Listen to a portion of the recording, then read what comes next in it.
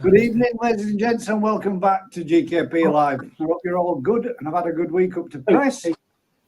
Usual thing, yes. We will be right back after this. Yeah.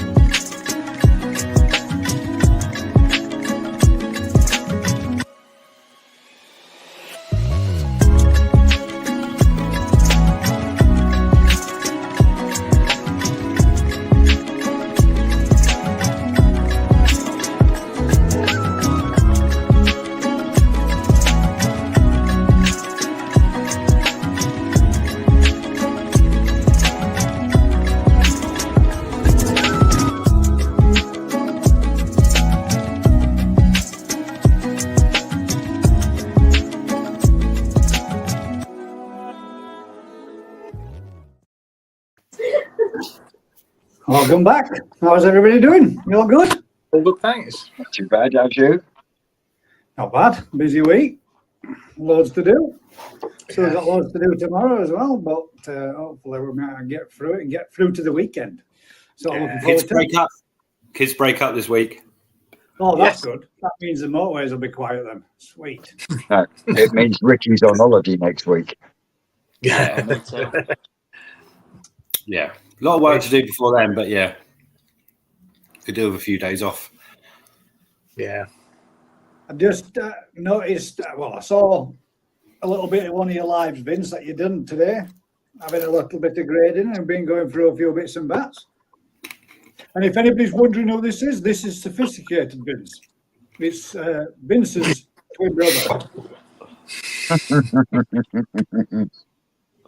There'll be no need for the Thursday night normal warning, as Sophisticated Vince behaves himself. No. You're going to wait. Wait 3 minutes before you drop a bomb. Yeah. Right. Well, we have absolutely loads and loads of chags to look at this night, but very few topics. In fact, we've only got two. Not so Who's all many you need? people have shared any forms of questions. So if anybody has got any questions you would like to ask the panel this evening, or individually, whichever, please feel free to pop them in the comments there. But if you could type them out in capital letters from us, that would be fantastic. But we haven't got very many to discuss ourselves this evening. I haven't got anything prepared.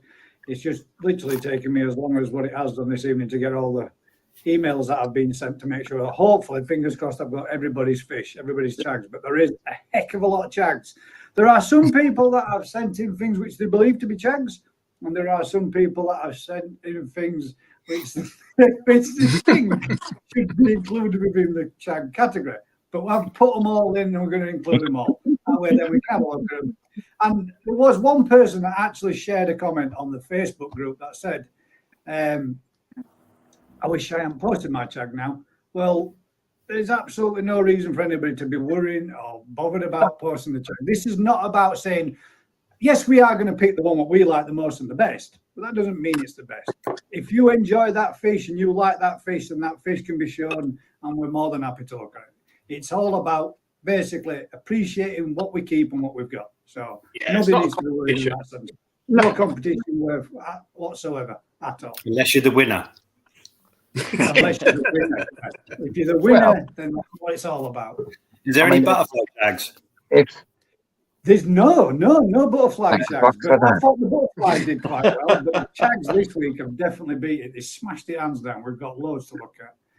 We've got a fair few people in the background as well. We've got 3 people waiting in the back room as well to come on. But what I would like this week, ladies and gents, is if somebody that hasn't been on before would like to come on and join us so that we can have somebody different on to pick ourselves the next fish for the next appreciation.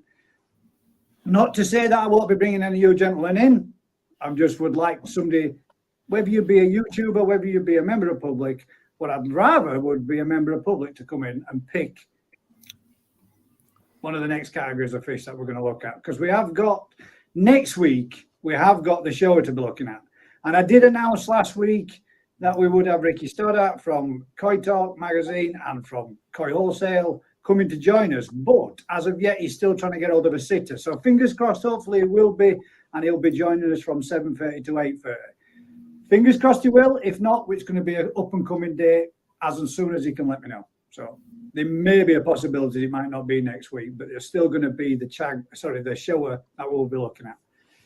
After that is the lemon harawake. After the lemon harawake, it's going to be any blue koi of any variety, any whatever you want to pick. Matt's too bad. Yeah. So far, Zagi. or whatever you've got, that's blue. Sorry, loads. Yeah. That's Well, there you go. Well, Tategoi is not really blue, though, is it? I mean, it's a grey colour, but yeah. It's grey, grey blue. grey. Yeah. I think you're stretching that one, Ricky. It'd probably Glass on is true blue. Maybe a little bit. Now then, There's a one Chagoi blue. question that we have got, and I'm going to bring the gentleman in because he's asked a question, so the one that we're going to kick off with.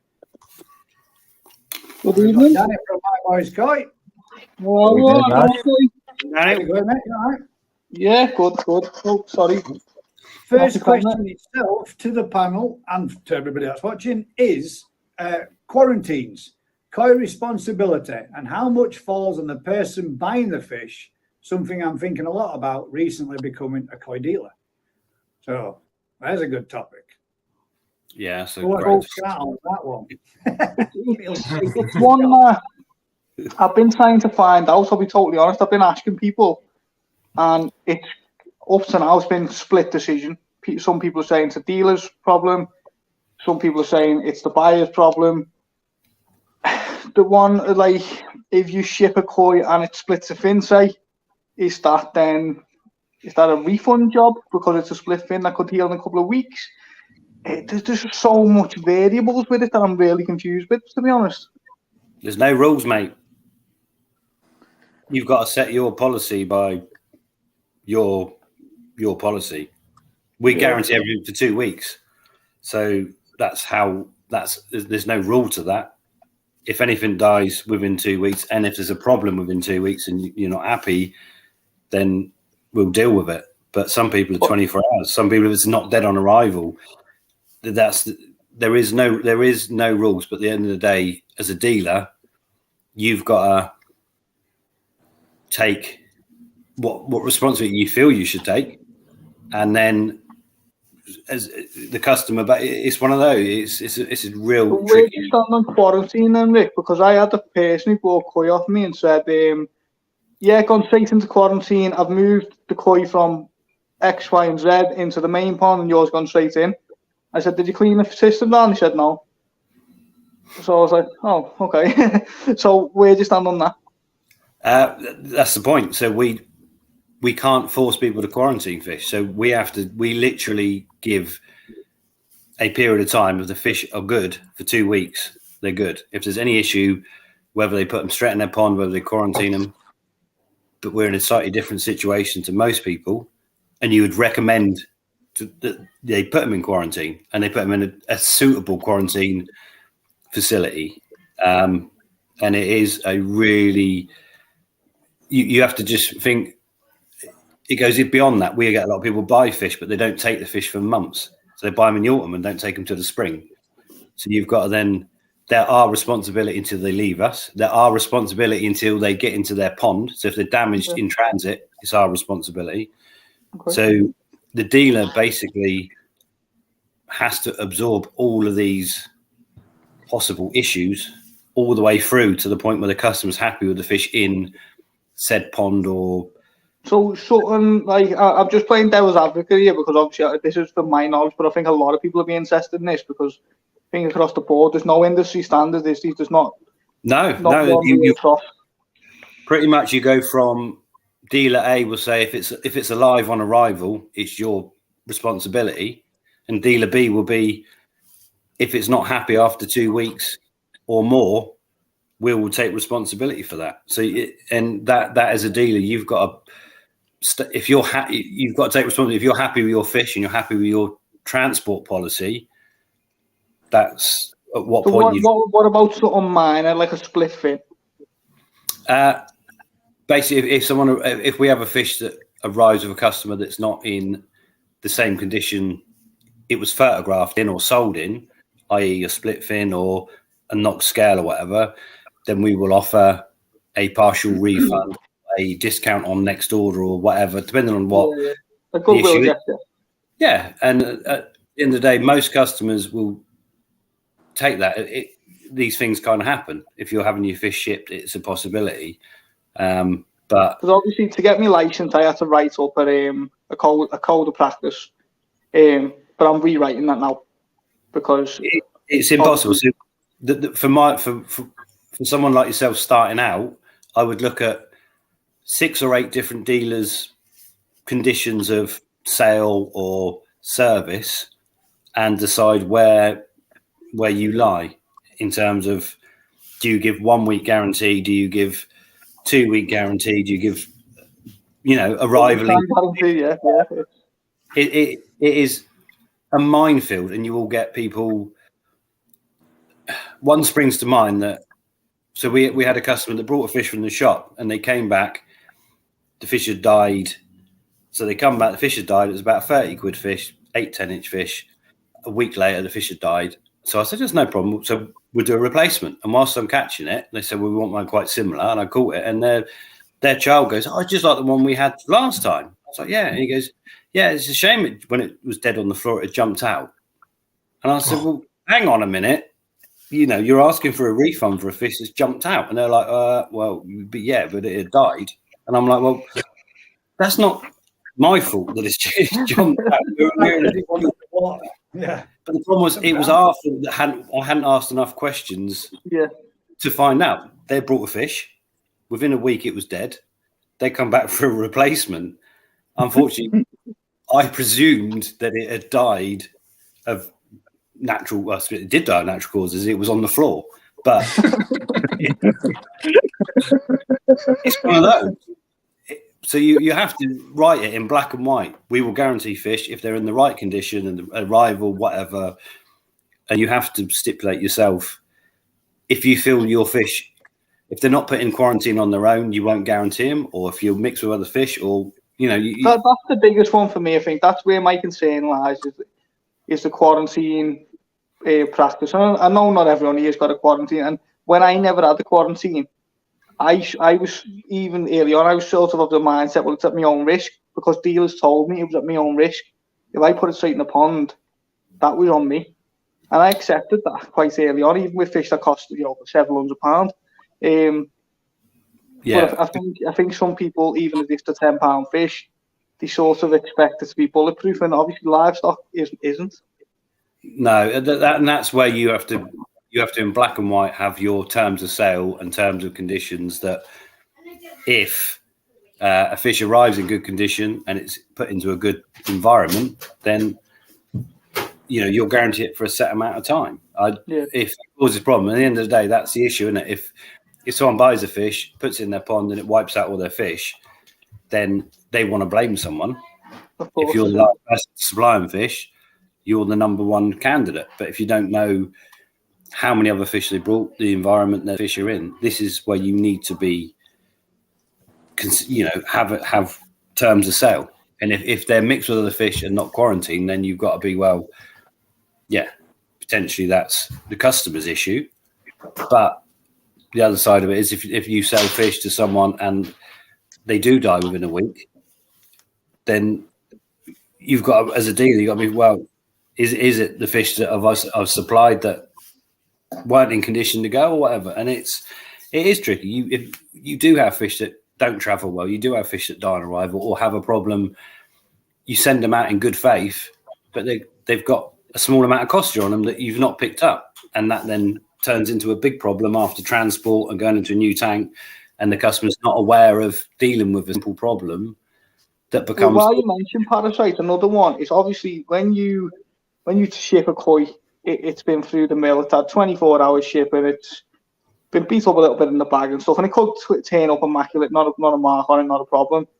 But as you said, when it goes into a pond, and it could be, say, costing in the pond, that parasite's then going to attack that fish, being a brand new fish, being a little bit worse for wear, isn't it?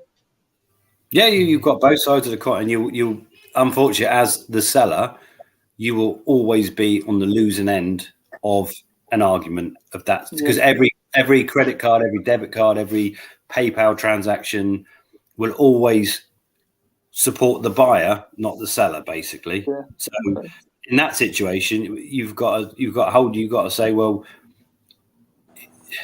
if you're supplying a fish in good faith and there's an issue, then you do your best to deal with the issue, whether it's your fault or not. But so yeah, what you're telling me is the people who told me there's money to be made in koi were lying. You are just working this out, boy. The problem is they're livestock. So you will have, for every amazingly good transaction, everything that goes perfectly well, you will have another one that doesn't go so well for one reason or another, be it fish leaving you or the premises or us or wherever that suddenly has a problem, transport has a problem, the bags get damaged, and it's endless to the point of. I had one off the X, and I've caused murder with the X because the box turned up in an absolute state. Luckily, the fish were okay. I think the fellas that does a split fin or two, but the old fish were okay. But the box looked like a big kick around, like a football. And the X are trying to take no blame for that whatsoever. They won't. Unfortunately, there's only two carriers that will take fish. Mm. So they are a lot of them. So the main company will look after the boxes as best they can, but it only takes, for example, when we send out 40 boxes on a day, it only takes one of those boxes after the minute leak or get damp. When it's raining and they put them in the van, the box gets a bit wet, and it can cause all sorts of problems. Yeah. And they won't take responsibility because why should they? It's kind of awful. We loaded about 15 boxes on the van this afternoon, didn't we? Yeah, and that's a short day and it's dry. So on a wet day when you're trying to get boxes in a van and you've got that many boxes and the driver's going in and out and the van's wet, the boxes, it's a minefield. You've only got to get a forklift driver. We've had it before. Put one of his things through a forklift through a box, and obviously, so suddenly that's water coming out, and then every box in that whole pallet is then in trouble, ruined, and before you know it, you're in. They don't want to take live fish, period. No. So you kind of have to accept the odd issue you have is the ideal world would be a courier that just did live fish transports purely, that alone and nothing else, wouldn't it? That would be, I mean, that would be the best. I know it doesn't exist, but I'm saying in an ideal world, that would be the best solution that you could have for it. But yeah, I want to imagine that. Yeah, it doesn't exist. So to sell the fish to the country, to open up the entire UK to a dealer, you've got to accept that those couriers are going to have good stuff and not such good stuff, or accidents happen or whatever. To be fair, we use APC. They've been amazing. If there has been an issue with a box, they've reboxed, they've done whatever. You know, they've been absolutely superb. But boxes still turn up. You'll still get a phone call, which is why you pay more, that a box is in the wrong place at the wrong time. And they then will run that box to the customer. And they do that. I think I said on here, didn't I? When I was on 2 weeks ago, I said that a customer had been delivered my fish by APC, and out of the goodness of his heart, he put it in the back of his brand new Tesla and drove it to me. But that was just a matter of he seen live fish in the box and he done a nice thing. But he didn't have to do that at all. Normally, if you use APC on the live fish, if the fish is not in the right place in the right time, they will. It's their duty to the license to run it to the right place as soon as possible. So so they had contacted the supplier to say that the fish had gone missing, but this guy had just took it upon himself to, help me essentially. But I think they lost it. I think it's a risk you take. So at the end of the day, to have for us on the south coast to be able to send fish to Scotland next day on their doorstep, there is that risk of a box not being in the right place at the right time, or that.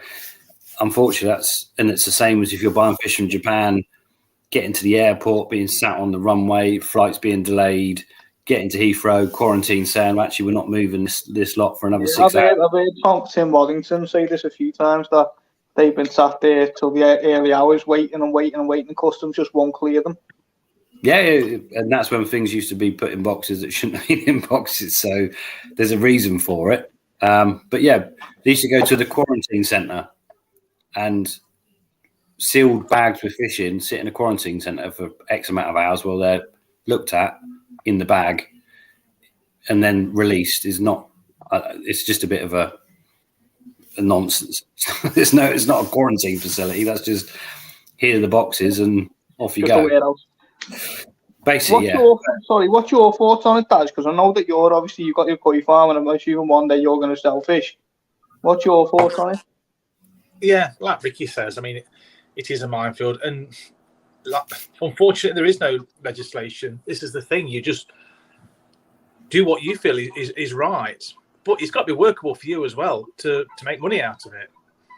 Of course, yeah. And as I say, I've had one issue up to now, which was the box that was damaged, and luckily I gave a partial refund. The fellow was okay, and we worked it out. But it just sort of got me on a tangent. Then thinking, well, what about this and what about that? And speaking to other dealers, and as you say, Ricky, saying everyone's different.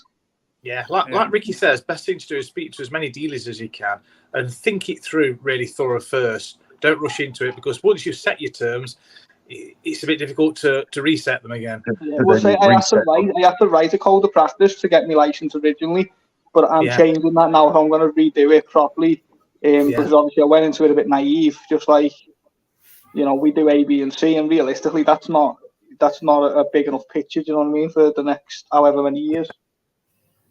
On the bigger side of the scale, if you were importing fish, would that not be on the dealer to quarantine those fish, ramp them, test them, put them through the paces to make sure that they were all right, coming in, no sleeping cause disease and all that kind of thing? Yeah, is that standard practice, or is that something that's not governed either? You're just doing it because you want to do it for good business practice. There's no actual legislation that says you need to do. No, you buy fish. And what used to happen, to be fair, you go to the airport, and the boxes of fish would be unloaded from a plane. You go to the quarantine centre, and people will be selling those fish literally from drive up to the next junction and be dispersing those fish to different customers, different people. Crazy. And That's so really still doable now, then, isn't it? it's still doable. There's no rule. There is no legislation at all in that with ornamental fish. You could buy it, you could take it. So technically, if you've got a pet shop license, you should be doing certain things. If you're someone that's got morals and you want to, put those fish through quarantine, it's going to cost more. So you'll have certain customers say, "Well, I'll just take them straight from the box and I'll take my dues." But you don't know what they're doing with those fish. If those fish start dying, do they just go and dump them in the nearest lake? Do they? There is no. I'm sorry, the baby's going nuts. I'm going to have to go and sort them. I'll jump back on a little bit if that's okay. Yeah, I'll drop it back in 15 minutes just so I can deal with them. I can't do that crying. All right. We've all been there. Yeah. Oh, yeah. Oh, yes. To be honest, Question: why do hula hoops not taste as good as Pringles? yeah, and they're basically the same thing, aren't they? Starch, Different whatever. It's all to do with the shape. Yeah, it's the air in the middle. Before we go off on any other topics, I want to just announce a little bit of something. We've got a evening gasm panel. Chris, condolences to you and your family, mate. I hope you rest in peace, bud, and I hope that you and your family can get through this difficult time right now. And I'm sure I'm speaking from everybody in the koi community when I do so, mate. You've got us thoughts, we're with you, and hopefully, if there's anything we can do, mate, as little as that much is to offer, you know where we are. In case anybody didn't know, Chris has just quite recently lost his father, so I just thought I'd put out our condolences for you, bud. The next one there, Mr. Webb, I'm terribly sorry, mate, but you're still in my block list of my email contacts, so I won't have received it. That's not good, but sorry. Have we got any other topics that you guys want there? Hang about, there we go. Phil, from Will there is Fractionators. Fractionators. That's Vince's specialised field. Is that Fractionators? Is that a futuristic thing? I've just created one out of my airlift. And it's working really, really well at the moment. You should see the foam that's coming out of it at night time. And I've only had a little bit on one day. I had a very little bit of foam during the day, but most of the skimmet and foam that's been created has been created through the evening. Yeah. I've had pretty good results from my homemade one as well, but I think I need wider pipe, because I was just mocking mine up with 60mm drain pipe, and where it was, the water was going through it, I wasn't quite getting enough volume on it anyway. So I'm going to try it by putting a few fittings on a wider pipe to get it to go in. But I mean, I was still getting quite a bit through it. I was quite surprised on how easy it was to make, but I think I need to go to like a 4-inch pipe really. Well, my airlift pipe work is all 4-inch. Yeah. And then at the top, what I've done is I've reduced it right down to 1.5 inches. Are you just controlling yours through water flow and leaving your height the same? The height to do the fractionating. Yeah. Yeah. Not this week, not next week. Week after, mate. Sorry. How's you? No, it's something that I've been thinking about. I mean, the ideal shape of one, really, that I can think of is if someone's got an old Tempest, you could make that into a fractionator so easy. It's the ideal shape for making one because it's already got a screw thread on the top. You can have your water going in reverse if you took your media out going into the top and put a control valve on the bottom. The Tempest seems to be the best thing if you can get one cheap to make one out of. Do you not find they work a lot better if you we've got salt in the water? What was that? Sorry, Rick. Do you not find they'd work a lot better if you've got a higher salt content in the pond or the vat? They'll work a lot more efficiently. Mine is at 0.3. 0.03. Why is that then? To do the way the bubbles, you get much smaller bubbles with saline water, so you get a bigger surface area. Thus, you get more scum, whatever, to create the froth, to create the fractionator, whatever you want to call it, will work much more efficiently. So your airlift, your entire setup with your long block, as you call it, wherever that pond is, your airlift pump will work faster if you've got salt in the system than you would if you haven't. I'm not going to guarantee that. I'm pretty sure it is. I don't know where I know that, but yeah, I think you'll get. My next question for you is, why do you get more at night than you do during the day? Yes, Vince. This has got me and you puzzled, mate. I'd say, do you know why? I personally believe is the majority of it is to do with algae. And the way the algae's working, so you tend to find most people ponds froth up through so the algae sort of grows through the night and then it's dying off. So you get a diurnal rhythm in a pond to do a day length, right?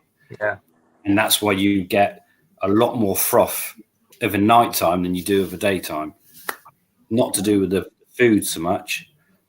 To do. So do you think it's like the dead algae breaking down that's causing the foaming effect?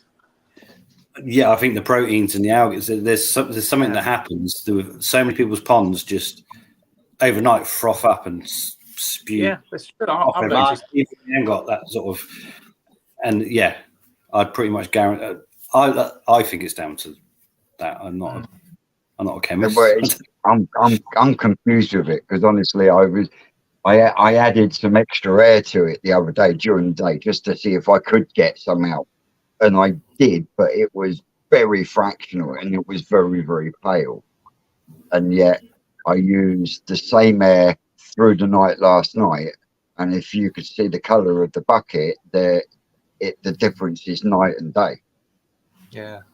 It's crystal clear in the daytime. As soon as the sun's off it and it gets to about 8 o'clock, there's bubbles in it. So the only difference between day and night, obviously, a diurnal rhythm, your sun or not sun, algae, not algae. That's so we get massive swings on the pH, algal blooms, the whole shebang, and it's to do with the light more than to do with the amount of food or when the food's going in, because we'll run feeders sometimes 24 hours, sometimes just through the day. Times it doesn't seem to make it, but day length makes a massive difference. With it being indoors to being outdoors, though. Yeah, but you're getting enough light through your window to have an effect in that tank. You're getting natural light still. I mean, I have got a little bit of algae around the walls in there, but nothing nowhere near like the Tosai tank or the main pond. No, but it's not the algae so much around the walls. It's the single-celled algae in the water column that you don't notice so much. So yeah, for it to happen between day and night, and everyone, it's the same. We've got customers; their ponds are just spewing foam out of drums and through the night, and then it's fine. And it's like, what is going on? We're not doing anything different, and it's like almost like an algal bloom trying to happen, and then reverting back. Something's happened to algae during the night. You get all this scum and froth through the day, changing again. Some research there. Blank your windows out. Paint them all black, Vince. See what happens. Don't need to. I've got a roller blind. I just pull that down. So you could, why not trial that? 48 hours, pull the blinds down, turn them into complete darkness, and see if you get it. That way. Try it. He's doing to me. It's back to front, isn't it? It's just. I'm doing it. Sorry, that was Crafty trying to ring me mid-live. I will do, mate. No problems. The light levels make a much bigger difference to koi growth, koi development than people ever give any sort of credit for. Massively. In what respect? So you have a lot of people that tend to try and grow bigger fish, and in a normal light regime from spring to midsummer struggle. They'll feed and they don't seem to, they get fatter or grow, but they don't seem to put on the same length or growth. Suddenly you go the other way round, and you go into midsummer into autumn where the light level goes the other way, and the pituitary gland of the fish releases different hormones. So you suddenly they'll eat the same amount, but they'll turn, instead of gaining mass, they'll gain length, so you get a completely different growth through the other period. So manipulate that quite easily to create a much longer growing period, because the light level is key. Something that's not utilized, you use temperature and you use food and you use genetics and you use all these, but light level makes a massive difference to how they actually what they're doing, how they're what they're doing, the nutrients you're feeding them. So can you guys bear with me while I try get Mr. Webb's koi? I'll remove myself 2 minutes. Yeah,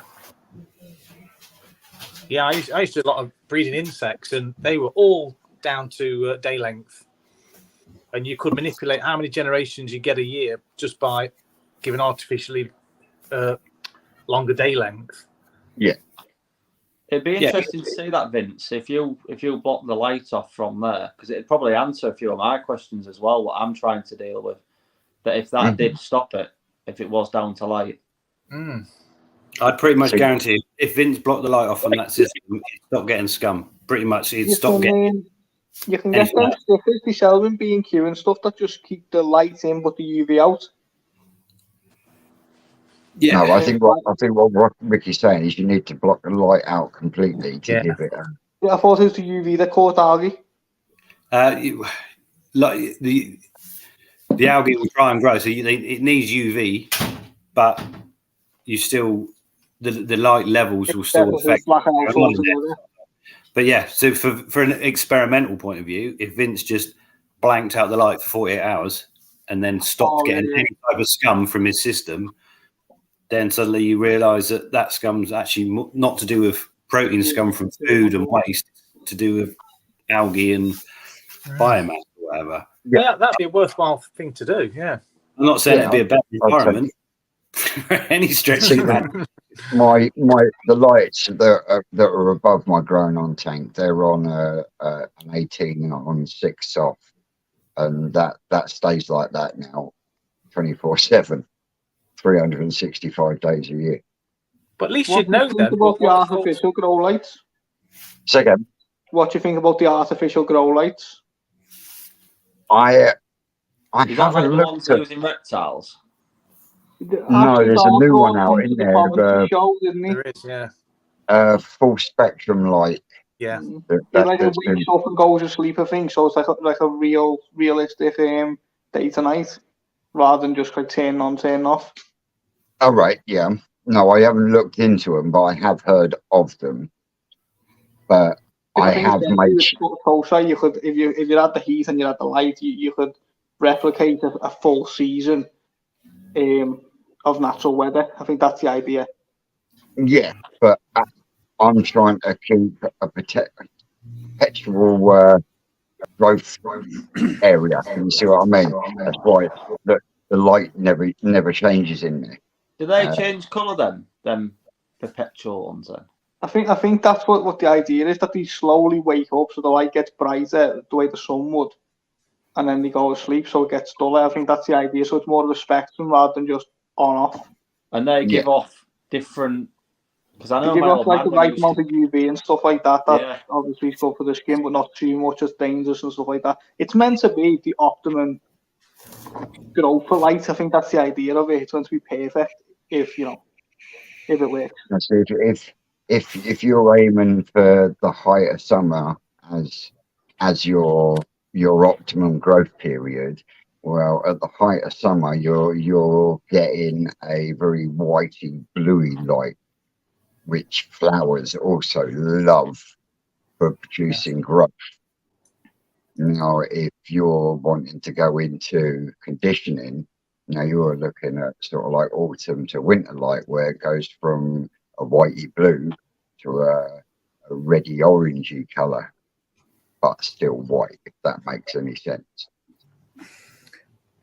But the point people haven't, you're trying to keep your fish on midsummer day when we got maximum daylight to not daylight, but actually, I think you'll get not so much with young fish, but certainly with bigger, older fish, you'll get all your growth when you start decreasing that light.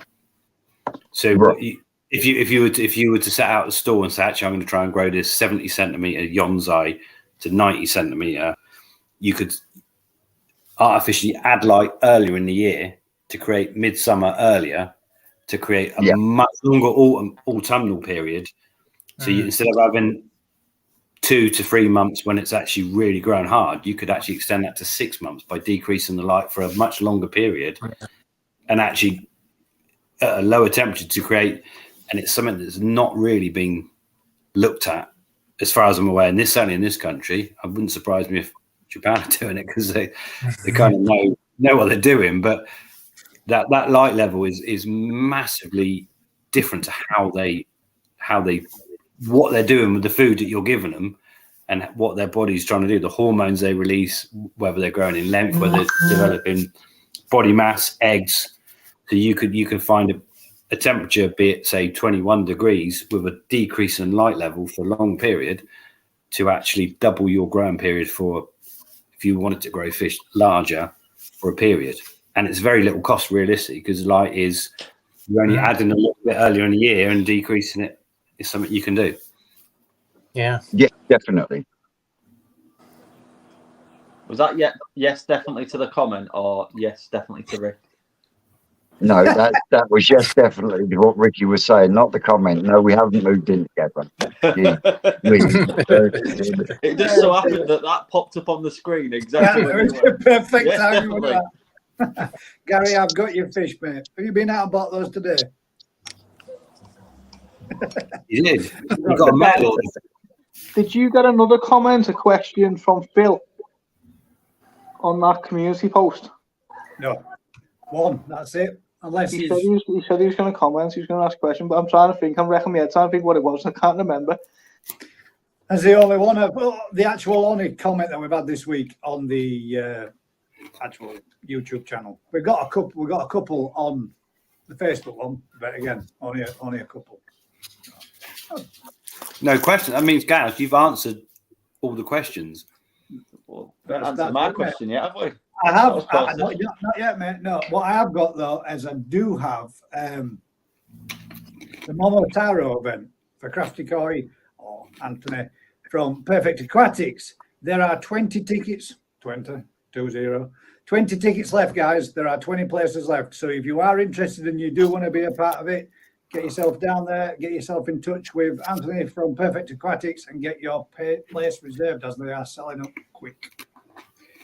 I do believe not this Saturday, it's the next Saturday, I believe. Is it? Is that right? Yep. I think. They're well worth the money. 14 days. I've actually got a video which will be dropping on hopefully Friday night of the fish themselves, so you can see some of them. We've got some bowled up and just random scoops. At random. I think we got about 4 or 5 in one bowl from both vats. And absolutely stunning fish. There's some fish there that literally just not being selected through at all, just took out for you to see. And there's some lovely patterns, lovely growth, nice body shape, absolutely banging. Mine's reserved, so I've got mine. You dibs yours, I've dibs mine. There really is some cracking looking fish in there. There really is. And you will be able to see come Friday when I drop the video and put out a little bit of the store visit that we did for Craft Day and a good showcase of the fish themselves. So that will be dropping tomorrow evening. Leo's dibs the tan show. So everybody knows. There's a really good one in there. Leo's a really good one. I did dibs loads off of Ricky today, I know. Not happening. The fish are mega though. No one's going to go away from that event with a bad fish. I watched a video down tape. Lovely fish. They are really nice fish.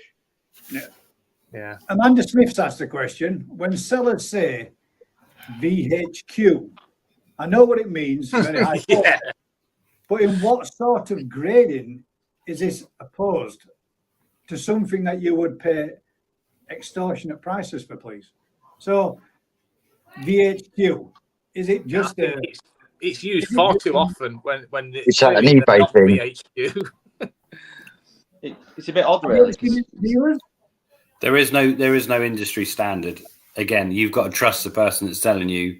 So if someone knows what they're on about and says, look, this is a seriously good fish, good future, everything about it is just screaming. And to be fair, photos and videos don't give you the picture that a real person's looking at. And they say, look, yeah, banging, this is proper. If you trust that person, then you've got to go with it. And obviously, if you've got an understanding of koi and whatever, but there's so many people out there will just say, oh yeah, high quality, high grade, this is amazing, show grade. And you're like, well, yeah, it might be show grade, but not for fish. It might be for something completely different. You know, so there is a real A, B, and C's like really common, isn't it? B grade, C grade, A grade. So as a dealer, you have to put a sort of what you consider. So we sell our fish basically as a C grade, a standard, or a higher grade.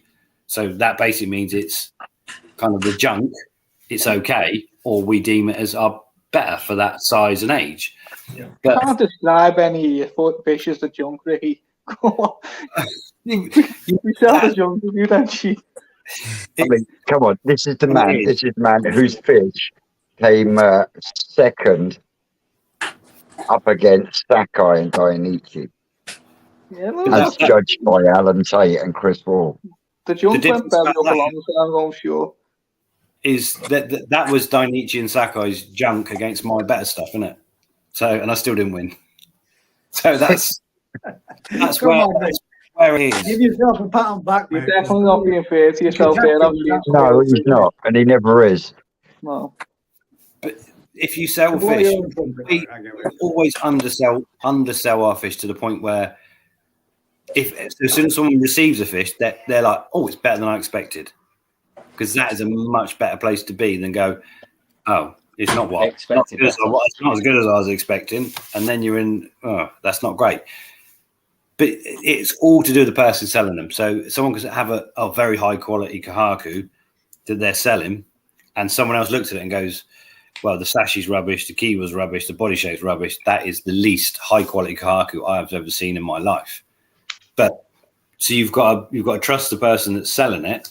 Trust A, they know what they're talking about, and B, they're being honest about what they're selling. So, yeah, there is no industry standard. There is no. It really needs to be, doesn't it, across the board, like what we were talking about before, and even then when it's coming down to grade and selection, I know it's almost impossible how to put an industry standard on grading, but it does make it difficult, doesn't it? Because anyone can say whatever they want. Tategoi, how many places do you see selling Tategoi? That is one word that really does. Oh, grip my shit. If there was genuinely their Tategoi, they wouldn't be fucking get rid of them. No, because the Tategoi is supposedly their best fish that they've got. So why would might be a couple of actual Tategoi, real high quality Tategoi in the UK that have managed to be prized from the dealers at some point for high value. But £100 fish, it was never Tategoi. It was just never. It never happened. The only person that can say it's a Tategoi is the breeder. So if you're buying a fish from a dealer, then realistically, they're selling a product that's been sold to them to get rid of for whatever. Yeah, and I suppose at some point, our Tategoi is our own selection, isn't it? Even then, it comes down to your own pond. We saw it first hand, didn't we, Gaz, in Poland? Yeah. And they were, I take it, genuine Tategoi, because the guy wouldn't part with them for less than £1,000. Well, it was small fish. It was an extremely large price bracket. Yeah, but you won't. If you're the breeder and you know your fish, you know from even today we've been through a pond that was 2,000 fish, and there was 4 or 5 fish went through, and it wouldn't matter who offered me what. They might be 10 centimetre fish. They could go at 500 quid. I go no. Most of those fish are selling for £2, but there'll be a couple of fish in there that I know that realistically, in my opinion, they are Tategoi of that breed and of that variety. They are the ones, the one in 10,000 that you're trying to get. So you've got it there. You can Yeah. And at the end of the day, For it's example, the ones we were looking at, you were talking like 4, 5, 6 grand for a 15 cm fish. yeah. At the end of the day, he basically That's the only way that I would ever let them go would be at that price bracket, because I know they're worth from their value and what they will be when we get them to what we want them to be. Which And that's like what Ricky said, 500 quid. Why would you give it up for 500 quid when you know you could get 1,000, 2,000, 5,000 next year or the year after? You know, Yeah. Honestly, there was 2 out of that YouTuber's community choice Dibs. we did today. Tips. Oh, I already dibsed it, and he said, "Tell me to fuck off." That was his words as well. It doesn't count, Vince. That's the whole point. So if you know, so if someone offered me 500 quid for those fish, I'd probably actually be, well, technically in my mind's eye, they could be worth more than that. But actually, I've done it for enough years to know they could turn out male, they could fall to bits, so all sorts of things go wrong. So you actually think, well, 500 quid is a 50-50 bet for what it's worth potentially, or what it might be worth when it goes wrong. And you'd be like, well, I don't want to sell it for that. But if you want to buy my best Tategoi of that, then yeah, that'll be X amount of money. And there must be a level where you couldn't do that a lot, even if you did do it, because you need brood stock. Yeah, but at the end of the day, we've only got a tiny percentage, 50 fish a year out of 500,000 that would even, in my eyes, become a real Tategoi. And they're ones, and some of them turn out male, some of them go wrong, and they whittle down into the few keepers we keep, either for replacement brood stock or selling off to people that we don't sell them for big money. We said we got people that have been with us for years that really want those fish. So they're the people that get those fish because they've supported us. So if they've been waiting for that fish, then if we're going to let it go, it goes to them. But look at that Kahaku this morning, mate. That's a prime example, isn't it? What, the one with the solid head? Yeah, but it's not Tategoi. It's a very good quality. But, I mean, like you said, the transformation into like 24, 48 hours. Oh, that was yeah. That's one that went wrong. Yeah. So what you're talking about is a fish that it's been looking really good for a year, and then I called it up for your thing to think about moving it, and literally I noticed the Benny was going funny. 24 hours later, the Benny's literally fallen off it. Like, so you've gone from a fish that's 300-400 pound Tozai to 10 quid, just gone. Yeah. And that can happen with your very best fish all the time. If not something you should happen, but it does happen. Fish never generally, you get a few that improve, but some go wrong, and they do go wrong. Yeah, don't buy Sancho. Yeah, it's for that's the biggest gamble, Sancho. Gavin's just asked just asked the question: what is a Tategoi? It just means a koi with a good future. That is as simple as it means. So if you imagine if I've seen all the offspring from an entire parent set, and there's one or two that I deem just have got all the elements to become better than the parents, they are going to be special. But the problem lies in, I've seen them all. I might stash them, sell some of the better ones to someone else, and they go, yeah, these fish have got a really good future. They're going to be amazing. And then they sell some more to someone else. And these Tategoi, by the time someone else has got them, they were never really the Tategoi. They're never really the ones that have got a good future. But someone's just upscaling them into perhaps what they wouldn't, just as a marketing thing. So in my eyes, the only people that can really deem fish Tategoi is the breeder that's seen all of them. And if he's sold his Tategoi, which some of them will, because some of the money being banded about for little fish is crazy. So you might have a dealer in the UK that has got genuine Tategoi from Sakai Fish Farm, proper genuine, but they are costing them 2-3 grand for 20 centimeter Tozai. So they are going to be seriously expensive fish. And if you know what you're looking at, you understand why those fish are seriously expensive, because they genuinely have got all the potential to be grand champion fish, and they're going to cost an absolute bomb. Other than that, you're buying what the breeder's willing to let go because they can see a future for it that's good, but not as good as the best. Sounds like So the rest of it's essentially, just a it's what the marketing breeder exercise. perceives as being the best for the future, isn't it? Yeah, so Chagoi is, you can see it's just got all the elements to become the best fish or whatever, but it is one of those terms that is banded about, and some people do genuinely purchase proper Tategoi from big breeders, but they pay proper money for them. You're not going to get, a Tategoi Kahaku from Dainichi for, small amounts of money. So you get, like Ricky at Koi Wholesale, we'll buy shed loads of small fish, and some of those fish will be incredibly good examples and like beat the breeder. He's going to get, and if he buys enough, some of those fish, when he goes through them and grows them and goes through them, will actually, become much higher examples than what he's paid for the fish. But the vast majority of fish, he's got to sell off for what he can to get to the point what those top end ones. And it's exactly what the breeders do. He's picking his fish. Some go wrong, some get better. It is a term that is market into a point. Unfortunately, some people do it right, and some people just jump on the bandwagon and go, these are the Tategoi from this breeder. But do you not think though that when you go into a shop and you see a little piece of paper that says Tategoi, just awful.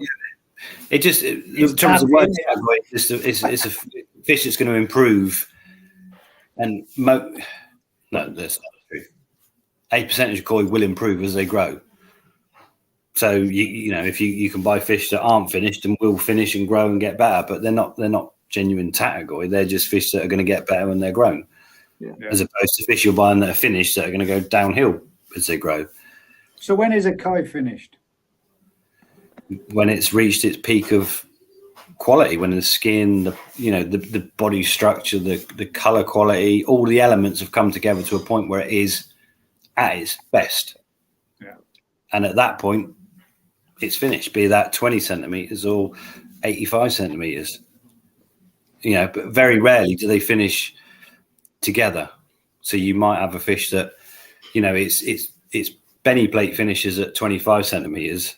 It Sumi finishes at 35 centimeters, and the body looks best at 40. So it's not all coming together. By the time it's big, Benny's gone downhill, the Sumi's gone downhill. So to get a fish that all the elements come together at a point to take it to a show and go, look, this fish is now, this is finished. This is a finished article. And you get a few fish that look quite finished, quite small, when they get bigger and they just go along nicely. They could win prizes all the way through multiple year classes and size classes, but that's a rare beast. Most fish will finish. They'll have the best Sumi at 2-year-old and the best Benny at 4-year-old and the best body at 6-year-old, and none of those things come together at the same time. So it's like, but that's koi. This is a good one for you then. Dino 1878. I've got a chag and it's putting on some size, but it's a small goal. What's the score with that? I'm going to say, mate, 0-0.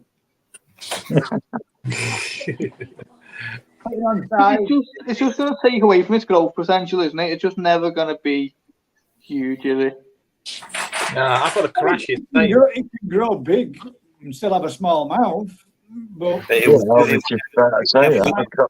different shaped head as it does. That's a whole element of looking at fish that, again, the mouth size, the eye position, the pectoral fin, everything looks right when you see a really good fish, it looks right.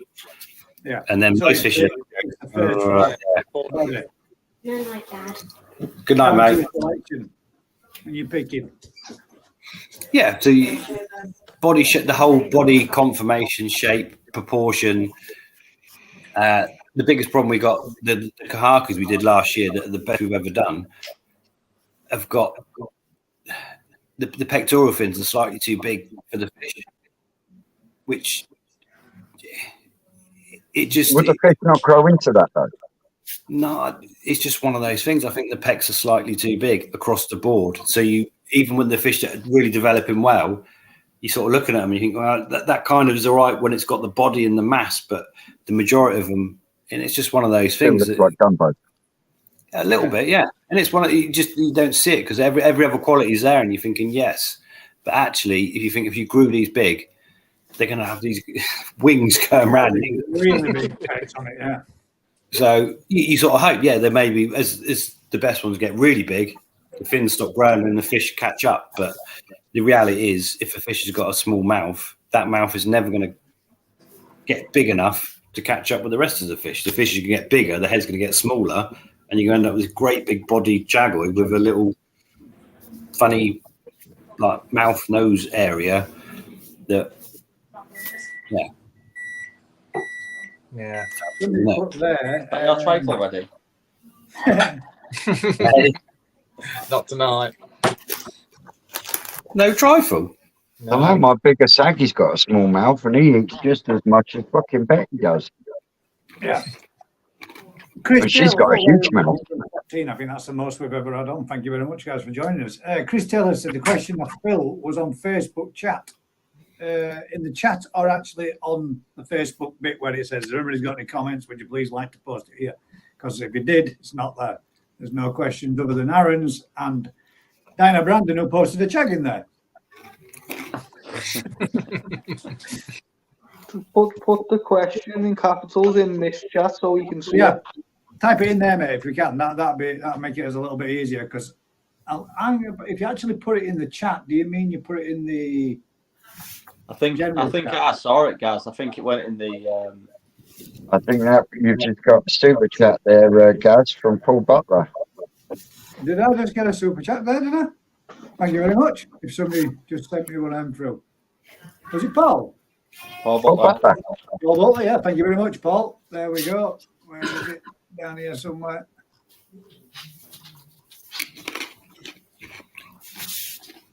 Oh, let's see if we can find it. Bring it up. There we go. Thank you very much, bud. Appreciate that. Nice one, mate. I'll make a share. Evening, Crafty. What's a super sticker? The super sticker is where that people can buy a super sticker or a super chat where they can type in the comment and it gets to pop up and sit on the top bar, and then their question or comment stays up there for X amount of time, depending on how much they paid for the delivery. It's basically supporters' ways of being able to contribute a little bit towards your channel by giving you a little bit of a super chat or a sticker, or whatever you wish. Cheers. See, I don't know. The super sticker is the first time I've seen a super sticker. I think that actually is the first one. The other ones we've had before have been super chats where you stick up on the little bottom bar. But this one, he bought himself a little cat with a big smiling face. Cheers, Well, I've got a question. Put my hand up. That's cool. If have you got a charity or something that you'd donate money to? If I donated a fish for an auction live, have we got something that the money go to? How I don't want you to get it, Gaz. You know, not being funny.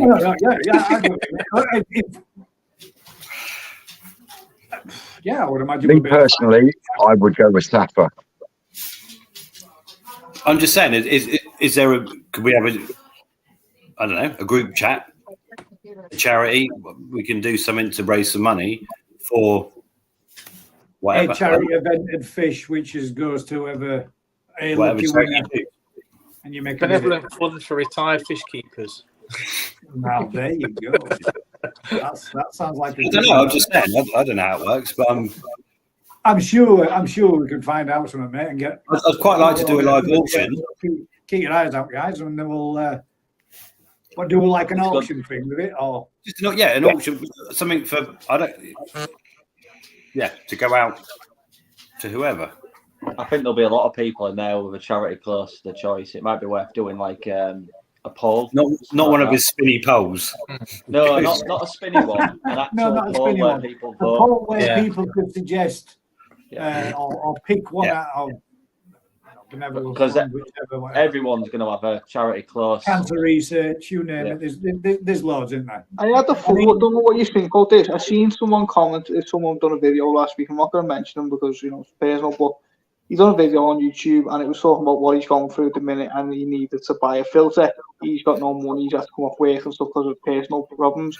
And I was thinking about it a lot. I'm thinking, I bet there's a lot of people in these communities that are in them situations, and you haven't always got to name them because it can be a bit embarrassing. But I was thinking about saying similar things, but rather than giving the money to charity, to give it on a case-by-case basis for genuine people just having that little bit of an hard time who are in these communities. What do you think?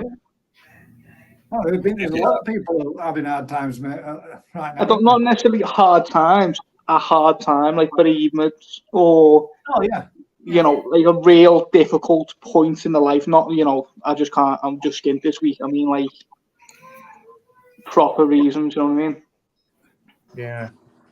The hard part is determining who's genuine. That's the thing. Yeah. It's not to say that there is people out there doing that or anything else, but you know, sometimes there are people. I mean, it's just one video was to be particular, and the art went out to it. You see, so I was just thinking about it. Well, if it's something that you're interested in doing, mate, I mean, it's always I'm always open to stuff like that. 100%, definitely. Yeah, I'd speak to you privately about that, though, guys, because you know, we're live. Well, yeah. But the thing is, you could always do. The other one is where you could do a GoFundMe for whatever thing it is. What we sort of thinking was, and obviously people would have to put faith in the likes of us to be able to manage it and take our word that it was going to a good cause. But rather than naming the person, because it can be embarrassing, to doing something, you know, like, this is what we raise money for. You've got to take our word that it's going to this good cause. And you know, essentially what charities do, they distribute the money, don't they, to the person who needs the money at the time. Could be a little bit complex, but I just thought it'd be a nice thing. Yeah, but when you think about a lot of charities that are out there, there's only a percentage of what you raise goes to them, which is obviously, you know, there's the administration and everything else. And I'm not saying there's anything wrong with it, but that way there would be no, and it would be 100% that went to them.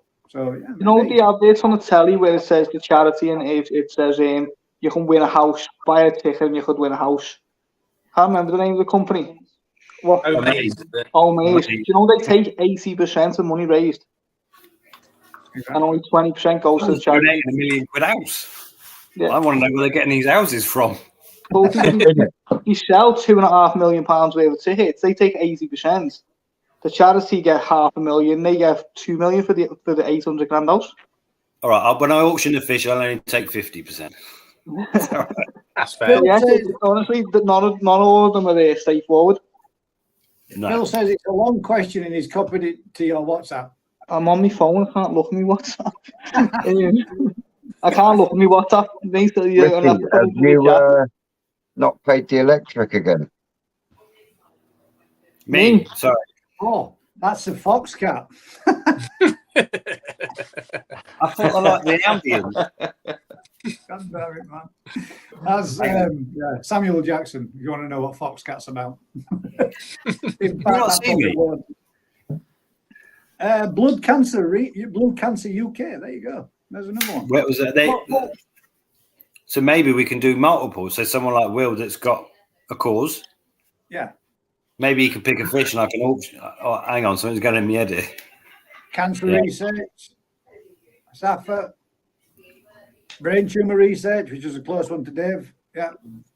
I think when Dave jumps out of his plane, I'll auction a decent fish for him when he does his parachute jump.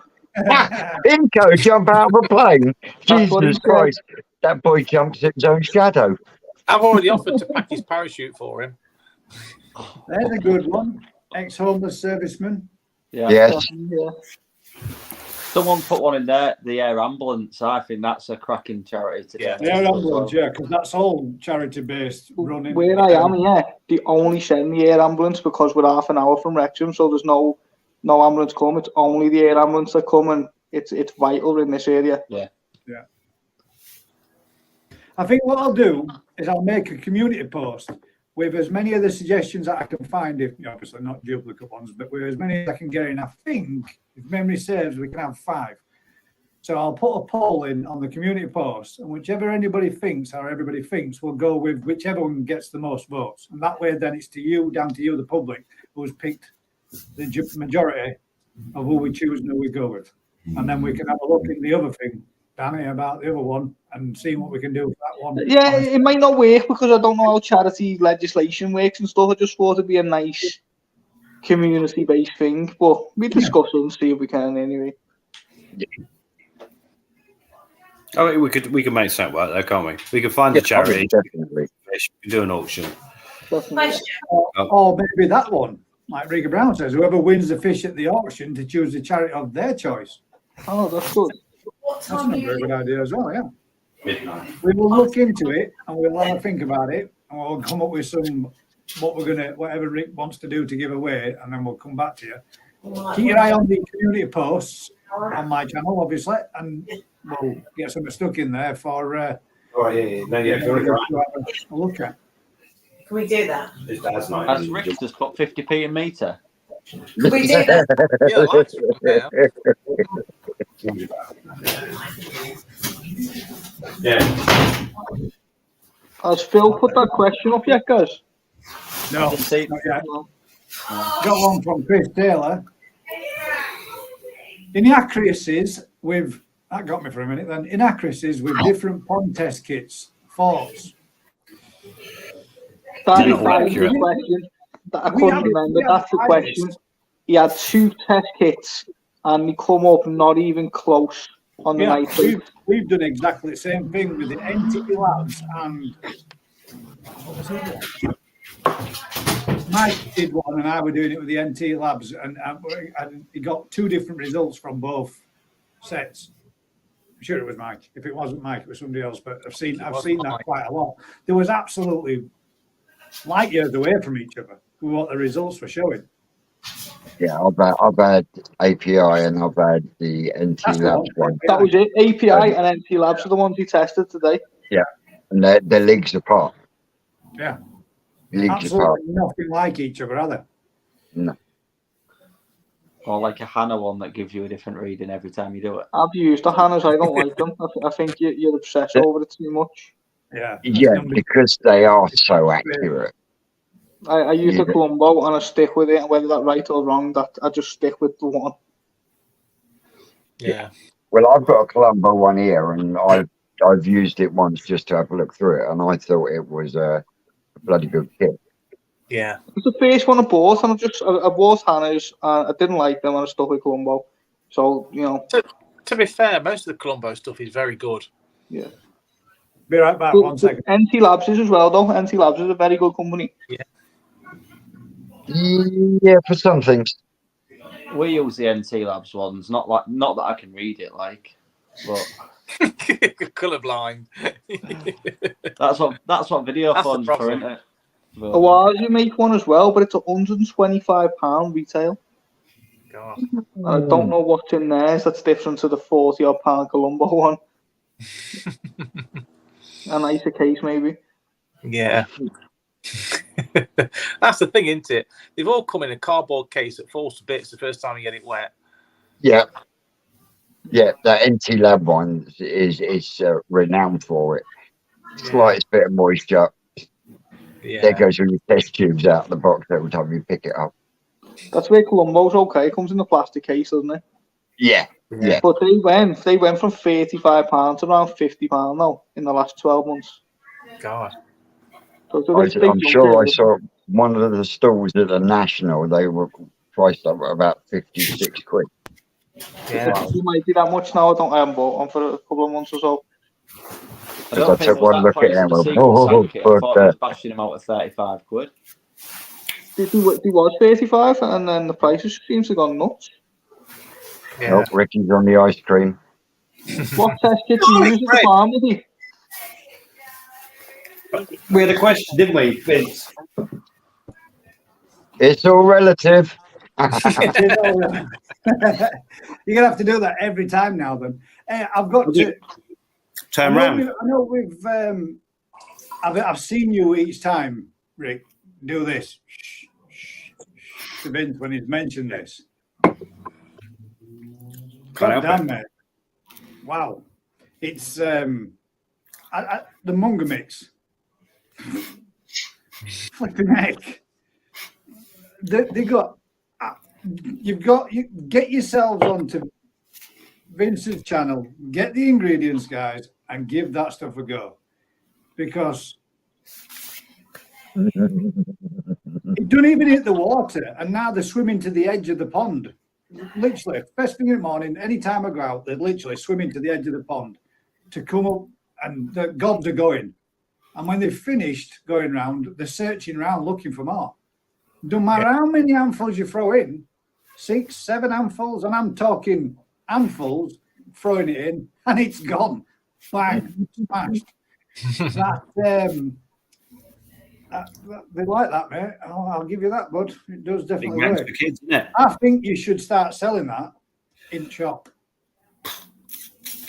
I'm gonna have to, but I don't really want to. No, you'd have to definitely all over you as well over that. Good stuff. The whole new battle just to fight Defra. Defra's a nightmare. Defra, they're right.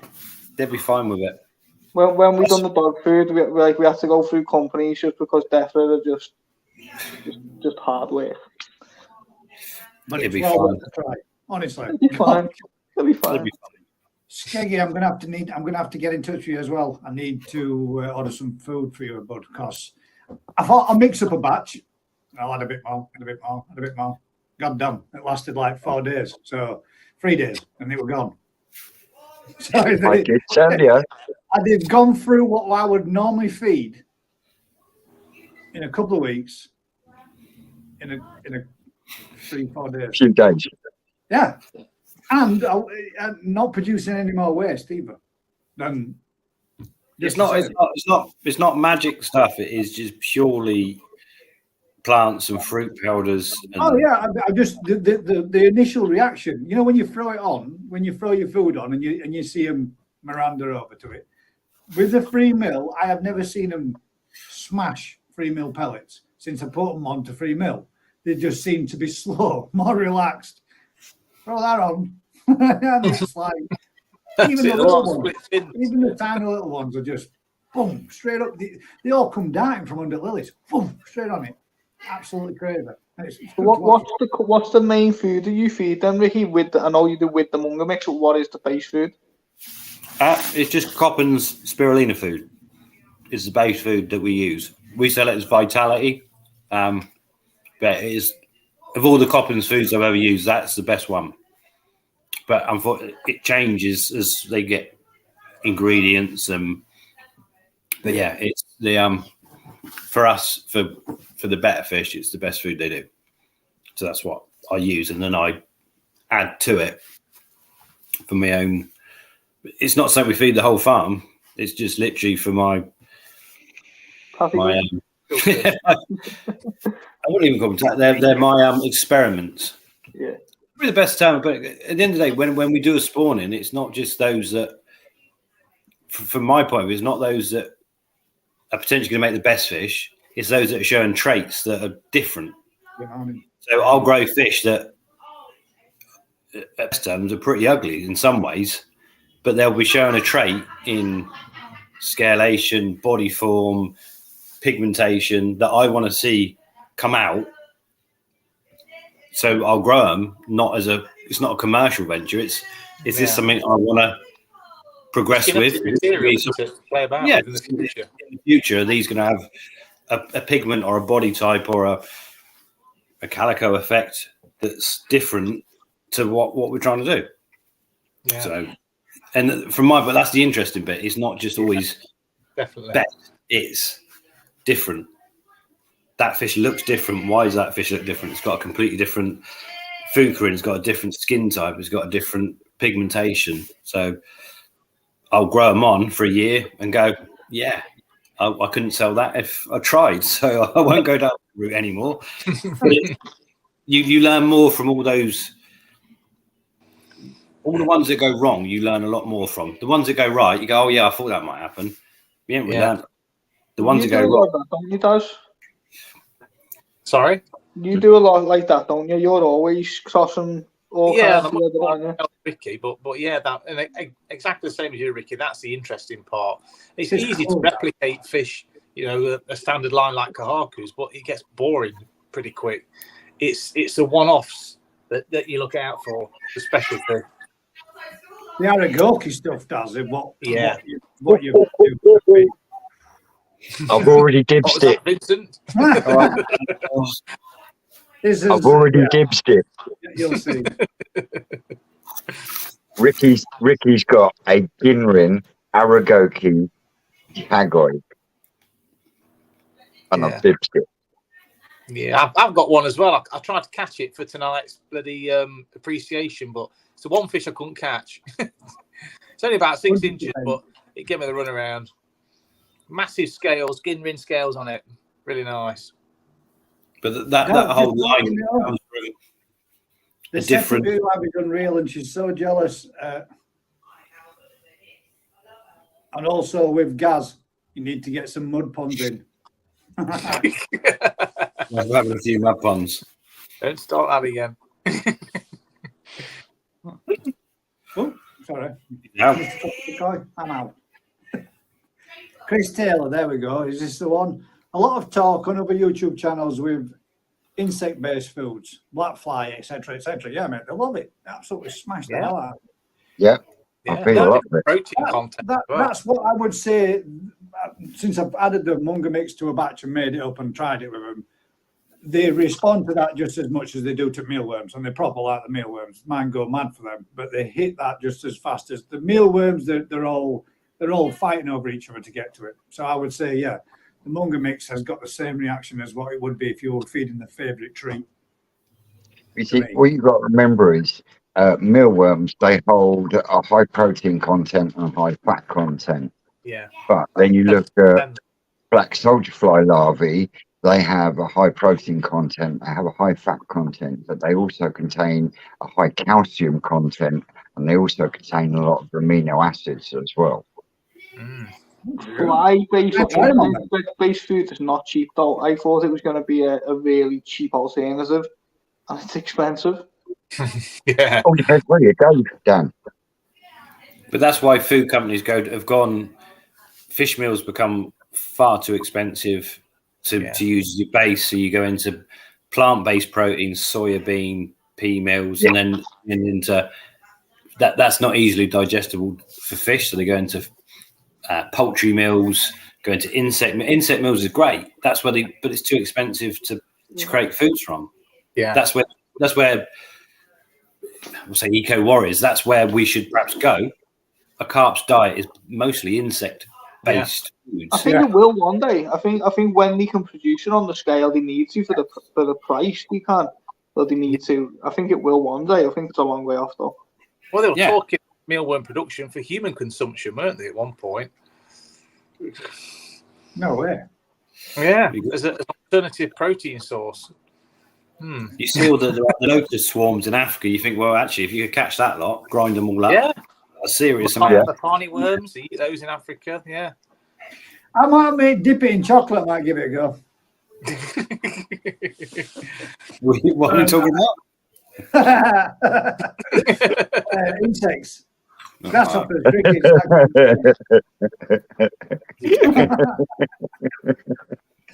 Yeah. Moving Leave on. that one there. Yeah, Rick, not too many cans tonight, Rick. You've got to get back to the farm for the calling. I've got to take the girls out to town in a minute. Their night ins turn to a night out. All right, one of them. Oh, yes, here we go. I've got Phil's question. I found it. Please bring up the accuracy on pond test kits. Today, Chris Taylor and I have tested the water parameters on my pond with regards to nitrates on the API test kits expire May 2027, and it was reading quite high, between 40 and 80 on the chart. However, a brand new NT Labs test kit expired June 2025. The nitrate test was reading 5.0, which is a good and very low. What are people's thoughts? Cheers, Bill. So that's what the question was about. That was the question, yeah. I didn't even think nitrate test read as low as 5. It's first, I think it's the third on the chart, isn't it? It's like so pink, it's nearly white, it's nearly clear. I don't bother testing for nitrate anyway. Most of our nitrate goes so far off the scale, it just wouldn't be. Wouldn't be worth testing.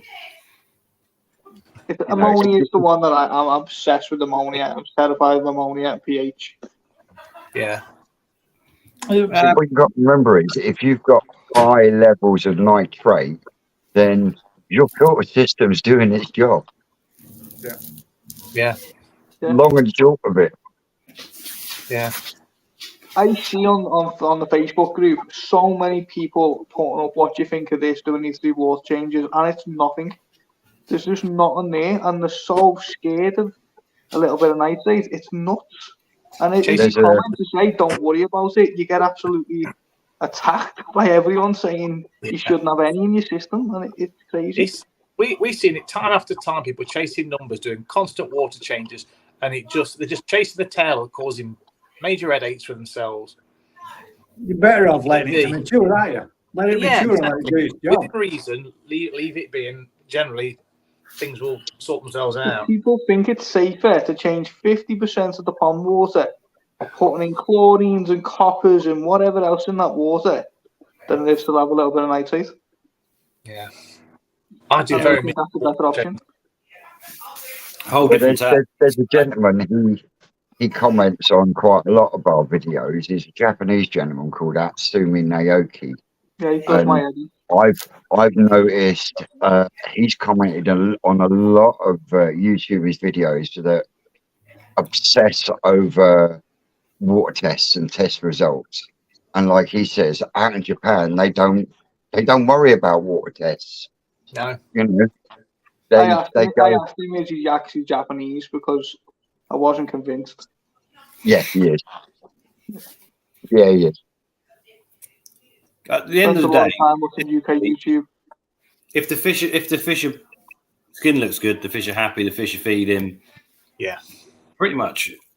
All right, yes, ammonia is a problem. You can tell. You look at your pond and you know, don't you? If something's not right. If you're experienced, you do. If you're not experienced, you don't. And your fish could be half dead, and you still think they look all right, swimming around food that they're not eating, and that's the issue.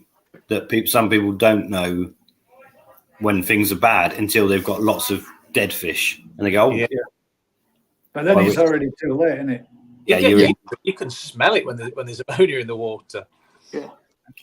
Yeah, but that's the problem. So you can't set standards for someone that doesn't know what they're doing to test the water to see what they're looking at.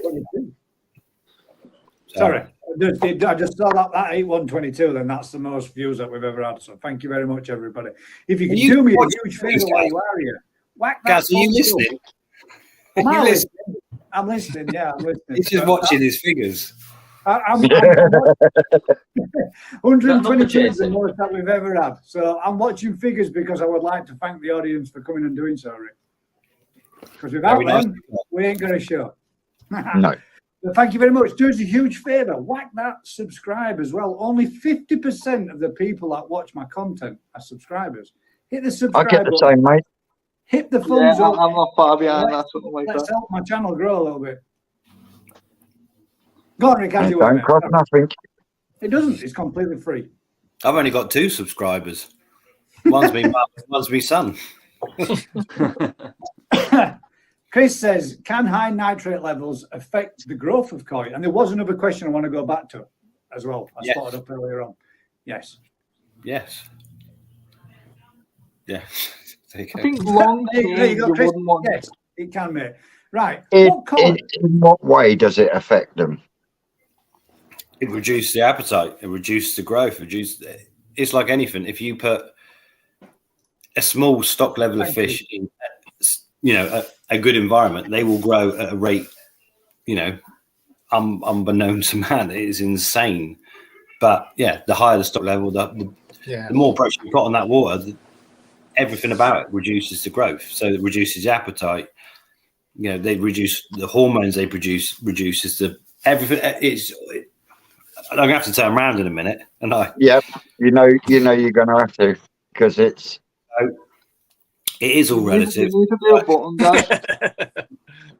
I need a new button. What? I need a button for Ricky. You need an it's all relative one for Ricky. It's all relative.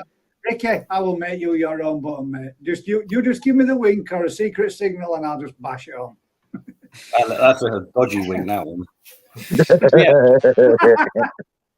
Any parameters that are outside the decoy's perfect environment. So whatever it is going to reduce. It's going to reduce. Not just. It's not about growth, is it? It's going to reduce their well-being. But as a farm, we got to push. We can't just grow one fish in a pond and have it. Oh, that fish is amazing. It's doing really well, but we're now bankrupt. You've got to grow as many fish as you can without going beyond the point of, which is what we're doing today. You have to thin them down to get the best. So, yeah, it is all relative, and it is what you want from what you're doing with them. Yeah. I think you wouldn't want it, take it away from a farm, you wouldn't want it in your pond for a long period of time, would you? You wouldn't want that all year round. Not seriously. High levels, no. It's not an issue because it generally, it will, in a natural environment, reduce itself via, anaerobic activity with bacteria, through plant life, through gassing off, turning into nitrogen. So it's not something that just goes up and goes up and goes up. It does reduce itself naturally. Yeah. It's part of the process. So it's just not something to really worry about unless you're trying to grow a serious fish to the absolute maximum. And again, it's still something you've got so many more things to worry about than that. That's kind of, yeah. I use blanket weed to control and reduce my nitrates. You're taking the blanket weed out all the time. I just keep pulling it out. Yeah, I've seen you emptying that big pond. I swear to God, I'll have a great break with it. last was it back end, Daz, when you did ball up measure up last year, wasn't it? And yeah. The fish were literally wrapping themselves up in it. He was taking it out, rolling around his arm, coming out with a huge, great big lump of it. His Daz is a master breeder of blanket answer, like 15, 16 foot long, straight across full length blanket weed to the set. Yeah, absolutely. It is satisfying though when you pull a bit and the whole pond moves towards you. Yeah. Because it's not really mass on the floor, and it cleans all the crap off the floor as well. Good stuff. In the polytune, you get serious growth on it. Sesquire and Pond says, question, if you could only use one test kit, what one would you choose? In terms of testing for one parameter or one make? One make. One brand, I think what she's asking. One brand, I would say, but well, depends. If you've got, have you got a preference for different tests? Well, no. If I only have one test kit, I'd probably choose pH. If I'm saying to test for a parameter, for us, that's probably one of the biggest issues. pH, yeah, it's the one that causes us problems the quickest. In a system where you're running, as in brand, I think just stick to one that you know how to use. Yeah. What one do you use at the farm with? Mostly Colombo. Tetra, I think we got kicking about. I think I've got a Tetra. I saw Colombo on the side earlier. Yeah, because we brought a load. But normally it's Tetra. But they're very similar. They're just like 5 drops, whatever. Yeah. If it isn't clear, you've got, We do, it's crazy the amount, we do so little water testing. We do more water testing for customers than we do for ourselves. And we've got hundreds of ponds. And we just, the pH is one thing that we go round and check every single pond that's in a recirc system, wherever it is on the farm, sort of every fortnight, because that's the one thing that will slide away and then cause you a massive kick up the bum. Yeah. But that's a different scenario. I'm just sorry, I just saw another good question. From Ricky Coyolsale, he talks about KH, which obviously has a massive effect on pH. Yeah. But that's what he swears by. He would only test KH if he could only test KH, if he could only test one. It's the same thing, basically. He's the testing. Same thing leads to the same thing. I know, I get them just. Calcium. Bring your KH up, brings up your pH. Of course, yeah. So you're doing two at once, aren't you, really? Yeah. Same thing. That's yeah. We're both testing for the same thing from a different point of view. He's testing it to make sure the hardness is there so the pH doesn't fall. I'm testing it to make sure the pH ain't fallen, and I'll add something to it. So yeah. So it's the same principle, really. Yeah. I just It's the thought to mention that because obviously it can get confusing, can't it? yeah, we're both testing for the same thing, that there's enough carbonate left in the water to stabilize, to buffer the water so we don't get a pH crash, because that's what, when you're running systems, that's where it will all go horribly wrong. Because as soon as the pH goes, the whole biological filter system stops working. So your ammonia goes through the roof, your nitrite goes to the roof, the water it's just so it's that's like the perfect storm, innit, when your pH goes with a complete crash. Everything hits the rock bottom and you're in serious shit quick. he's growing a higher density of fish in a smaller environment, so he's preempting it. We're testing most of our research systems are for holding fish for selling or whatever. Yeah. So same thing. Lot less food going in, so So he's preventing, you're maintaining. Yeah, pretty much. Yeah. Most of our fish are out on the farm. We don't test that water. That's fine. This is the question keep the fish the right way up. Yeah. well interesting, and there's some I've thought about myself in past. What defines Ginrin? If it's one fleck, is it Ginrin? Does it need to be multiple, or is it only one fleck will more appear as it gets older? No. So, like for example, I bought a chag with just originally at the side of its head, either side, two tiny little Ginrin flecks. That's all it had. Now it's got odd one or two just down the dorsal line.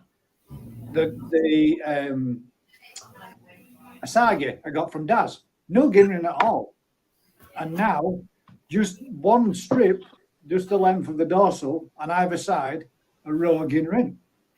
Does that class that as a Ginrin Asagi, or does it have to be, like Scrag says, does it need a minimum of 3 rows to class it as a Ginrin, or does it need to have just the one? Would it get entered into Ginrin on a show? Yeah. No. Well, if it did, it would fall on its ass. Because to be fair, It would, but would it have to go into that category? Was more, what I was saying. if it had enough Ginrin to go, generally a Ginrin fish would have multiple lines of scales. Ginrin to have the odd Ginrin scale, which you sometimes see on Shishui, you get or the Asagi with the back, it just bits.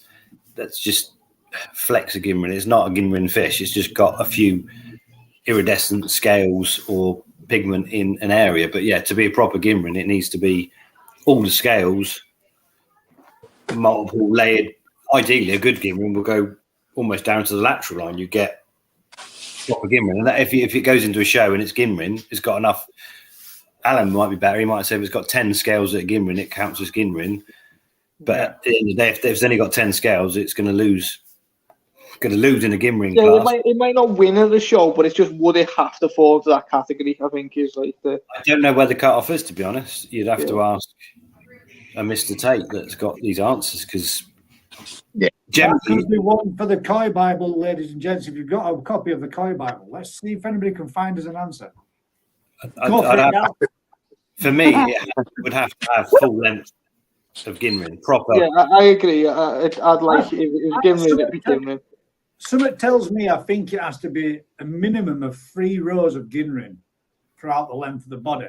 But isn't it supposed to be, if you have a one rogue scale with Ginrin, supposed to be a sign of better quality skin or scaling? No, shiny. You get sort of shiny Ginrin type scales in certain fish that is a shine of luster. It's a quality sign. If you're looking for bright white skin, that kind of almost pearlescent in the skin, but it's not Ginrin as Ginrin. But you do get fish Shishuis for some. You get the odd at the start of the dorsal. You might have a scale either side that's Ginrin, but that's it. And that wouldn't be on the side and stuff, don't you? That just happens to have a little bit of Ginrin, but it's not a Ginrin fish. There's also Kinrin as well, isn't there? Ginrin and Kinrin. Ginrin Yeah, but being silver, Kinrin being gold. Yeah, but that's something you don't even. I'm not even sure I've seen that for a long time. So obviously, when Ginrin sort of came about, you got that Pearl one. Ginrin. Kinrin. Yeah. Rocky Yeah. Boy's got Kinrin. They're not as common as what they were, are they? But they No, was but I at think one point. it's probably early days of the first fish that showed the first Ginrin scales, and it wasn't throughout the body. So you breed them and you create proper Ginrin. You create, and when you get Deutz fish that are Ginrin, it messes it up again. Who'd do that, Vince? Ginrin Deutz fish. I mean, that just needs just shooting, doesn't it? No, I dipstick. They look I nice. think they're Dipstick. quite nice. It's stunning. They do look nice. So we're going down a line of Aragoki, Ginrin, hopefully next year Shisui. Yeah, well, there you go. Skeggy sent us a message. Ideally, the scales of a Ginrin koi should begin at the base of the head or shoulder and extend down the base of the tail and the sides of the dorsal fin. They should have a minimum of 2 complete rows of scales, but 3 or more would be preferable. Getting gas. On the top of this, the row should be neatly aligned and not with random patterns. So in line after line after line after line. Yes. So nice symmetry. Symmetry and body conformation, bang on Vince, are critical characteristics of evaluating those koi. If you plan to enter a koi show, you need to ensure that the fish meets these standards. Nice one, Skeg. Thank you very much, mate. So what happens when it's Deutz and you've only got 1 line of scales at Ginrin? It's not. If there is only 1 line of scales. It's got to have a minimum. It'd be Deutz with a zipper then, wouldn't it? It just classes a zipper, wouldn't it? I don't know. I'm not a koi judge. I'm sure it might have been Alan that told me that with a minimum of 3 lines. I don't know where that came from. Yeah, that's what they're looking for, and all the way down. Even more 4 lines is preferable, but yeah, it gets messed up, doesn't it, when you start putting Deutz fish in, an Aragoki fish, and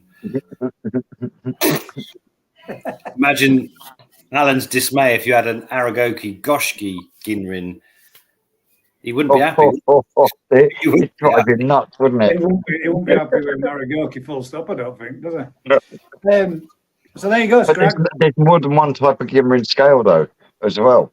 Yes, there is, because you can also have pearl scale, which is tiny little dots within each scale. Kanoko. There's about 6 different types, I think. Yeah, something like that. It's in here somewhere.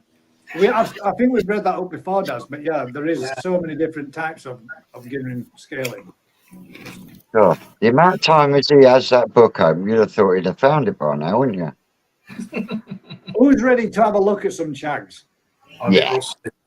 Because we've got a fair lot of chags. Right, I'm going to jump off and leave you to the koi appreciation. I'll be in the comments. You're not going to do a plug? You're not going to plug what you're Oh, yeah, if you don't mind then, guys, yeah. So me and Kashi from Kashi's Koi have got a growing show in Wrexham on the 30th of September. You haven't got to enter, but it's £60 to enter. It's a Super Mango Chagoi and a Sakai Chiba. The fish retail for well over the 60 quid. That includes the prize money, the venue on the day, and stuff like that. So everyone's welcome to attend, even if you don't enter. Should be a good day. We've got a few stalls. Will's Bonsai, he's going to be there selling some of his wire bonsais and stuff. So yeah, should be a good day. If anyone wants to come, yeah, you're more than welcome to come. And I say you don't have to enter the growing show, but I just think the more people who come, the better day it'll be, to be honest. Sounds good. Danny, ask Ricky about his bonsai trees. Very nice. Will did me proud. Yeah, send them to him and had them buy a box. Oh, great. That's one less box I got to pay for. All right, I'll be in the comments. Thanks for having me on. Nice one, cheers, bud. Types of Ginrin then. Skeggy's just sent me another one. There are 4 main types of Ginrin koi scale. Go on. Hiroshima. Yeah, that's one. Kin. Diamond or Hiroshima. It's the same one. Diamond or a pearl. Well, so we can say what the diamond is. Diamond or Hiroshima Ginrin, which looks like a brushed aluminium or Here we are. glass. Subvarieties of Ginrin. Ginrin can be divided into 4 subvarieties. In No. Beta Gin, the whole surface of the scale is reflective, while Kado Gin describes scales where only the leading edge carries the pigment. The latest type to appear, Diamond or Hiroshima Ginrin, originated in 1969 on the Kanishi Koi farm in southern Japan. Here, the reflective element radiates out from the insertion point of the scales in a fan shape. The Japanese like this type of Ginrin least of all, as it makes the koi appear flashy and unrefined. But that's the one we do because it looks Yeah. sparkly. It's brighter, isn't it? Yeah. I personally think the pearl scale one is that's a nice. one. The Delicate. pearl one. They look lovely. Yeah, Really nice. You had oh no, you no. I did. Sorry. Right then, let's have a quick look. And we've Carol's just joined us as well. Good evening, guys and Evening, girls. Carol. Evening, Carol. Join us, love. I have a question. My retro bottom drain keeps moving. Any more have this?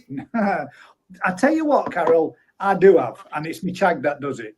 It likes to swim through the gap on the low profile, but now he's got to a point where it's too big to get through that gap. He tends to give it a bit of a nudge and drag it across the pond. So that's why mine moves, but it's only when he wants to be a knob and swim Can through you, what he should can you be not swimming put a bit through. more gravel in it? There's a It's tab in mine's it.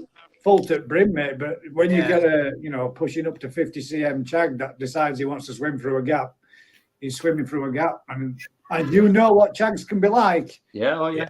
Bully boys. They can tend to shove it around. It might be a fish that's pushing it around, Carol, as they're grubbing around, moving about. See if you can. Oh have a yeah, little bit you might have food in that little gap that he's trying to get at. Yeah. Is it not a bad thing? Get more. It's like a Hoover just going around the pond. That's Like the it, little yeah. funny ones that just glides around kitchen.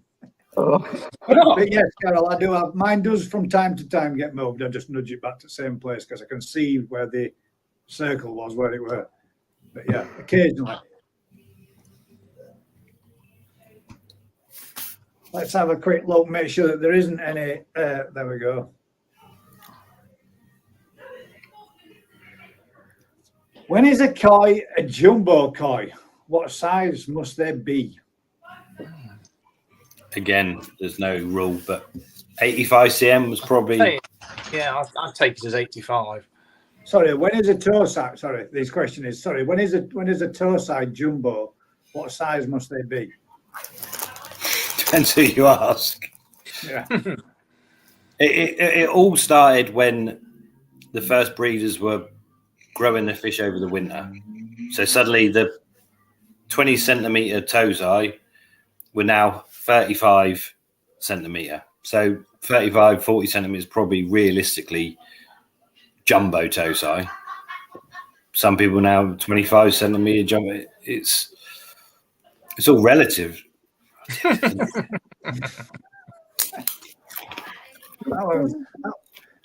30 centimetres is a good size for a fish that's less than a year old.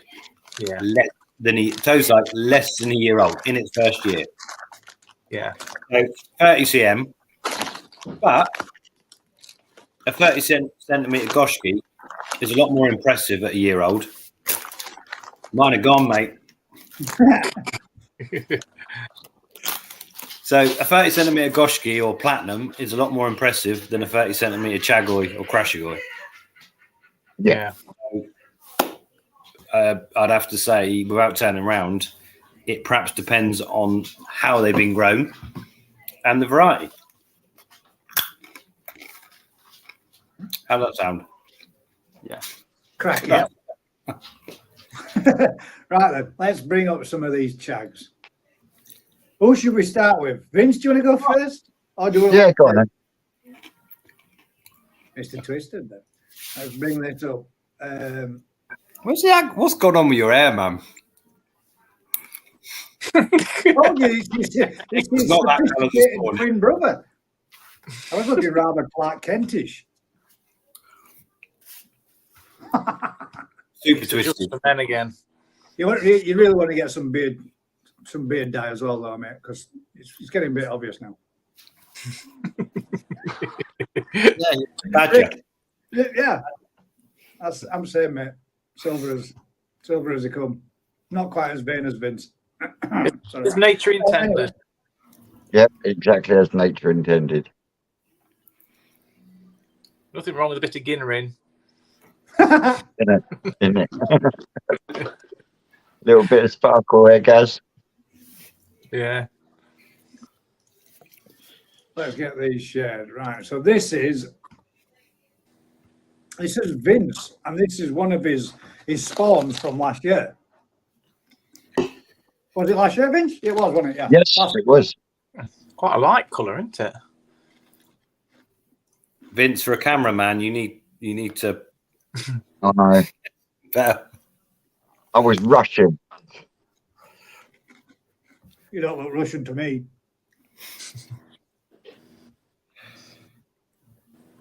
It's a nice What fish. size is that now, Vince? It's a nice fish. Nice body shape, yeah. That's 18.5 cm. Did you breed that, Vince? Yes. That's one of his own. Oh, well done, mate. Is that the Chag's descendant then? Yes. That's a cracking photo.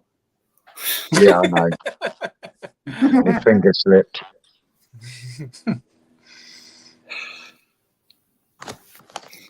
Scalation's good. That's all right. Yeah. Yeah. Yeah, nice There's a scale, better one of the That's scales. a better picture. Yeah. Just that And then we light. throw it out the window. Yeah. I think we need to limit people to one photo. Or three. No, sorry, 3 photos. There's only Vince that sent in 28. Exactly, all right. Good. Now then, That's nice. Chag or Chag? In or out? It's a chag, isn't it?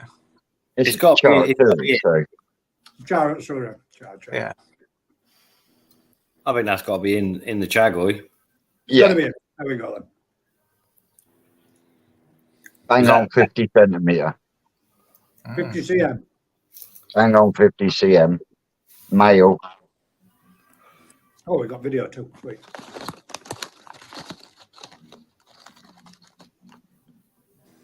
And has that got row pearl scales in it there, Vince? It has, hasn't it? Well, little tiny Ginnerin dots down every one. It's not going to go in the Ginring classification, though, is it? No. No. But yeah, that's Marahiro Koi Farm. Very good, very nice. Yeah. Very nice, yeah. I think that's the last one. Was that it? The last one of Vince's. All right. It says loads of them. No, they're not Vince's. we have tons. We probably have more than what we've ever had in any other type of category. Matthews.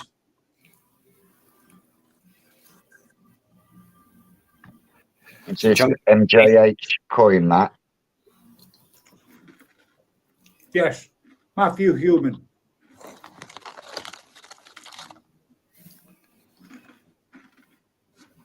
It's a good sized fish, isn't it? It was going to show it, but it's had a couple of little knots and got a couple of little patches on it. That's just still dark. So when chags get a knot, they always go that dark colour, don't they? Yes. You just see it there, but all fully healed, it's just still got a little bit of bruising to it. So that can be excused. Big fish, though. Yeah, it is. Does it say the size? It's struggling to turn around in the bowl, so it's got to be a decent size. Is it 50? Put a size on. Could do with a wider head. More that kind of shape than being. Yeah, you mean him? Such a big body. It needs a Yeah. Like the chubby cheeks or a wider face or scalation's good. Colour's nice. Yeah. Nice backbone on it. Yeah, it's a big deep fish, isn't it?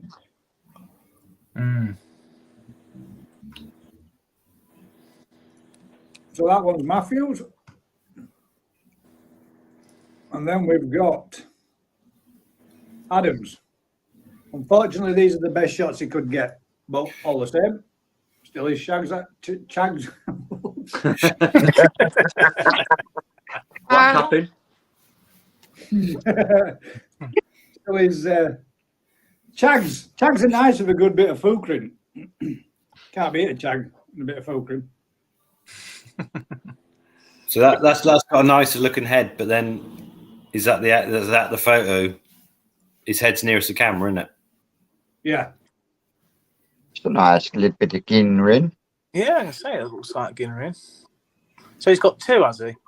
3. We've got one here. One here, and then the one which was Ginrin. See, I prefer chags that are male tend to look better. The one back, they got bigger heads, bigger fins, and less volume in the body. Which chags tends to look. They get so big in the body, don't they? Yeah. Yeah, they start to get a bit disproportionate. Yeah. They look. Yeah, they get huge. That one there, that picture there looks male all day long, but it looks massive.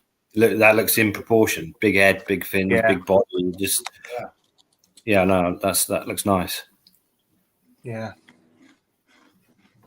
So that's Matt. Shame it's not netted out, that one, because that one looks like it's got real good scales, but it's a bit hard to see through the water.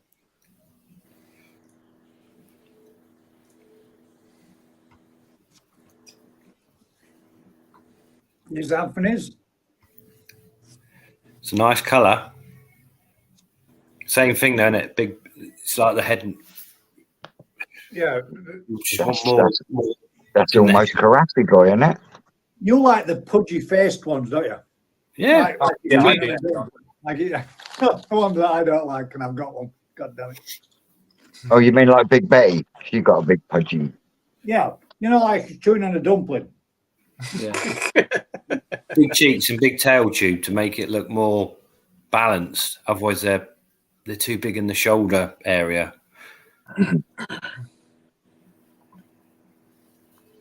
Well, that's a nice colour, that one. Yeah, it's got a big tail on it as Too well. small to see like the fucking or the scalation properly. That's the trouble. When they're bigger, they look better. Yeah. I like the deep golden bronzy colour.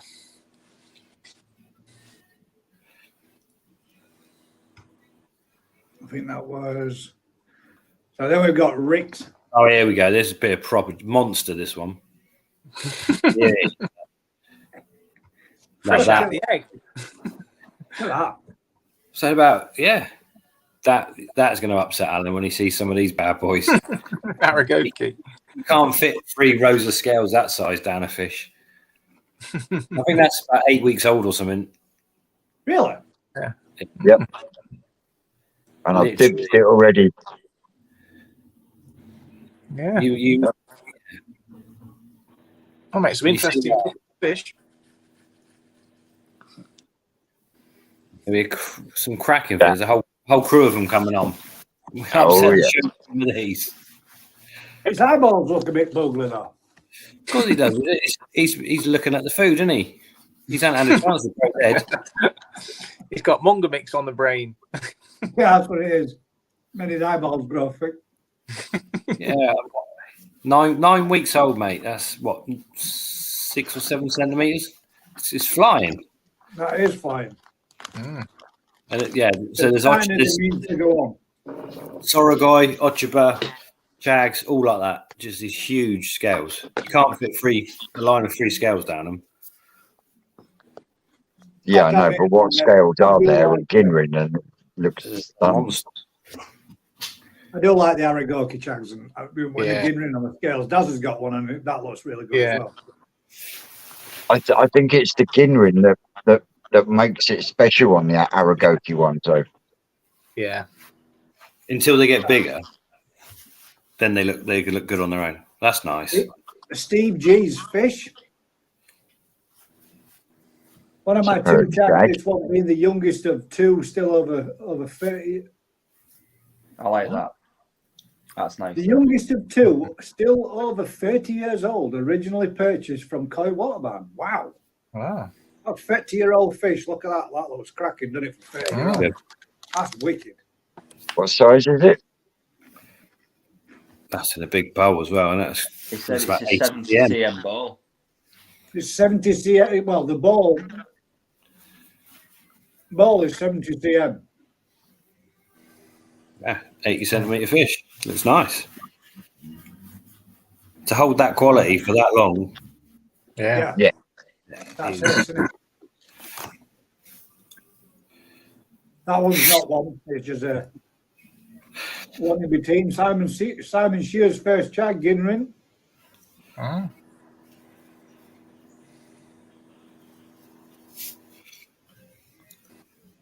So we have some exceptionally good photographers. That's better. Now you can see that's Got a good head shape on it. that's got some nice scalation, hasn't it? Yeah. Yeah. Do you call it an ochiba with a fin like Yeah. that? Do you? I don't. Yeah. It's an achiever, mate. It's a nice looking. The scalation is beautiful now, and that's bigger. Yeah, it is. Yeah. Amanda Smith's. Now, this one, she said it was a question. Now, I personally believe this is a Shuramuji. Well, it's not a great picture, that. It's like he's I mean- dead. It's not dead. But People that's don't the have to same go to fish. those lengths just to photograph them and sedate it. I do believe that's a Shuramuji, me. It's either a very pale Soragoi or a Shuramuji, yeah. There you go. All those are the same fish. Yeah, I would say that's Soragoi. I'd probably err on a very pale Soragoi. Soragoi? But the same, isn't it? White, grey. Yeah. It's got a big old frame to it. Oh, look. Different one. I say. That was just a question of if this was Carpops. This one is Linda's. That's dark, isn't it? Yeah. Yeah, Yeah. and it's Ginrin. That little one is from my spawning. Here we are. Yep. That was the one that her husband Paul won on the 2,000 subscriber giveaway. Yeah. And it's Almost bigger black. count of that. Yeah, It does look black, it's brown. The dark chocolate brown. But when you'll see it on the next one, it's there you go. I mean, it looks very Black. common carpet.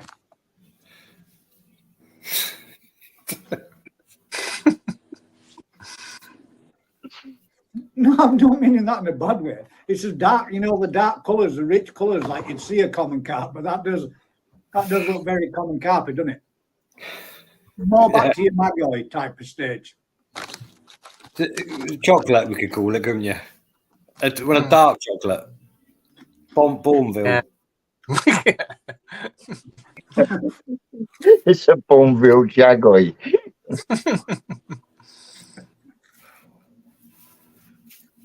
Scales are good on that, though. The scales on that are cracking, aren't they? Yeah.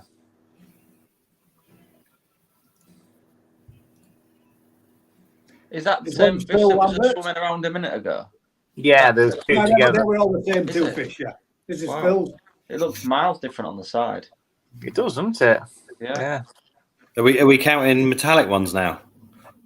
As well as Ginrin ones and Yeah. Aragoti ones? That is metallic, isn't it? Yeah. See the peck straight away. Well, a chag's a chag, isn't it? Oh, video too.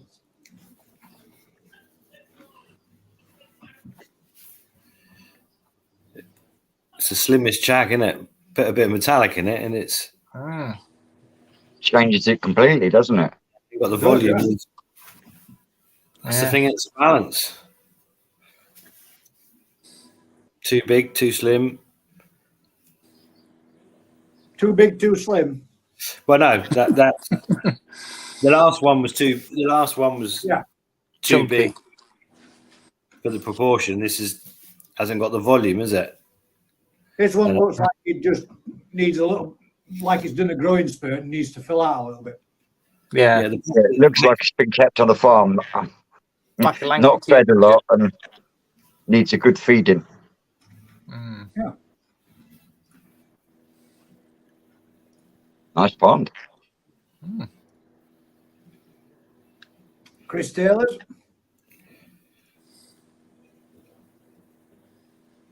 is that the same fish? I think so, yeah. 'Cause that photo makes it look well short and Oh no, stumpy. this one's Chagoi from Oakley, Adam Byers. Apologies for the picture on this one. It wouldn't keep still. God damn those fish. And then this one is from Marasai, is that right? Yeah. Whereas, yeah. It could be the photos. They're worlds apart, aren't they?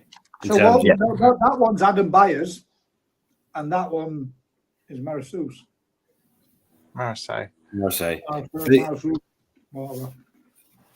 the photos probably don't do them justice today because No. that looks nicely proportioned, and the one before looks way too short for its width. But is that just the way the water's all kicking up? It's got a massive head on it, and the size of the head doesn't relate to the back end of the body.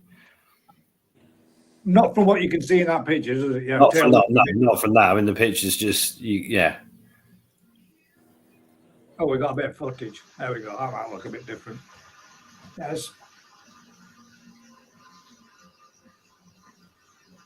That's yeah.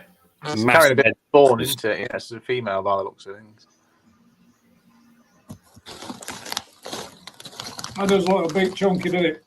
It's too short on the tail end, isn't it? Mm-hmm. The first 3/4 look good, and then it sort of stops. Yeah.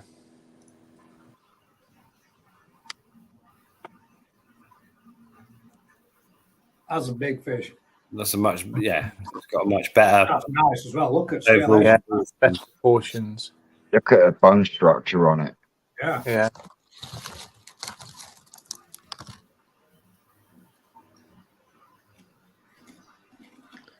It's big, that, isn't it? That is a big fish. Amanda Smith's Ginry. Male looks better, doesn't it? Yeah. Yeah. That looks You like offering them, mine, I Gaz? You offering them Chris Ram, mate? Yeah. How you tough, mate?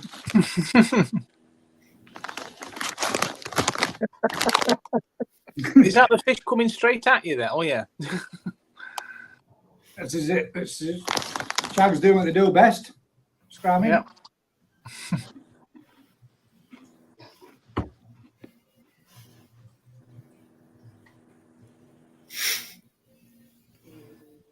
We got. I think there's quite a heck of a lot though to look through.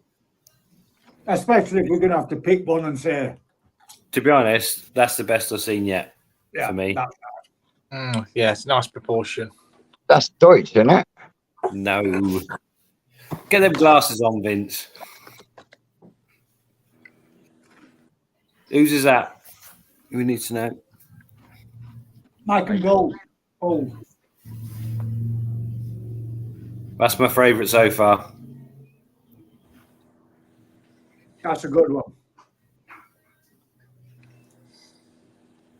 That's the same fish.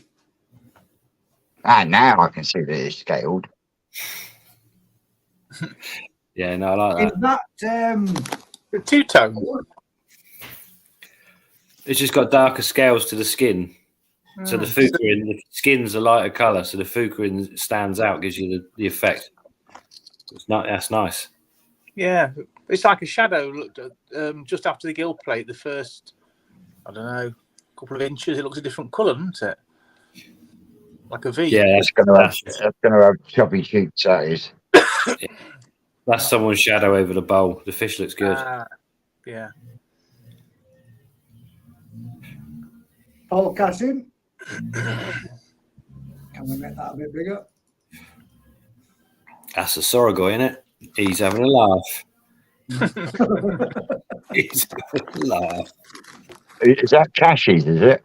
Yeah, he's cheating. Cashy, I know what your fish look like.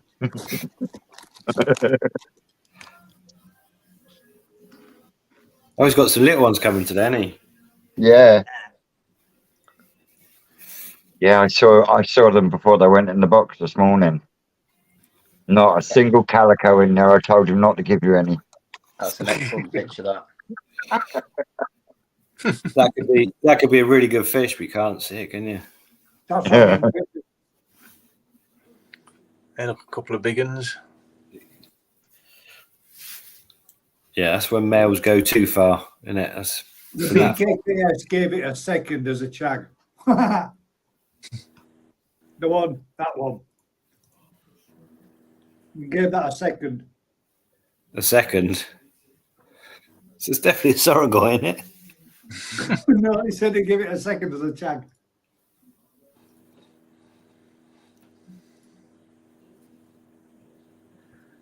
That's Quite got like nice scale in. Nice. Another male, look. Chubby cheeks. I like. That's got a good. I like them big. I like them chunky. What do you think to that one, Rick? Yeah, no, I like that. Yeah. Glad you said that. Like netting scales. Yeah, the scale's good. Nice chubby cheeks. Strong fins. Good proportions. That's my second place at the minute. Ooh. That's mine. Nice. I'll take a second place. That'll do for me. Well, we haven't finished yet. That's it, guys. We're switching the rest off now. This one, Carlos Achille. Oh, sorry. Yellow monkey, mate. That's currency, boy. Yeah, that's a Ginrin Kalashi. Nice. A nice fish, that though. It is nice fish. It is a nice fish. Not a Chagoi though. Very Yeah, nice. when you do the Karashi, yep. Yep, I'll swap it for a chag. Yeah, that's what we mentioned. Nice fish.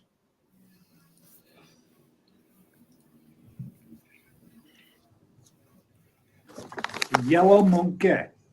what it looks like.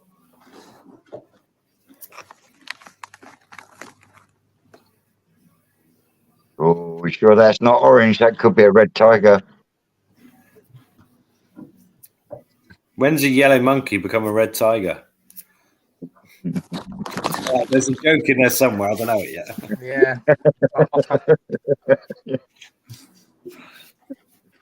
Simon, Nice. up north, guys. A nice netting on that one. If you get a good picture of that, he could be doing all right, couldn't he? Yeah. Gaz, that's second place now, mate. You've just gone down. Demoted. I've looked at both of these side by side, and I think Gaz just pips this one, not because he's running the show, but I've had both of these two because at first I thought there was the same fish. Yeah, but look at the training now. This fish was versus into This the is better pot. than Gaz's. This is a big fish, though, 58 cm. That. Yeah, Massive spine on it. Yeah. Yeah. I think Got for me, beautiful Gaz footprint in is it. first one so far, and this is second place. Oh, harsh. I like both of these two the most. So Mine's male. I think that might be a female. That. I mean, you could be right, but that's pretty Nice damn fish, good. that, isn't it? I like that one side. Yes.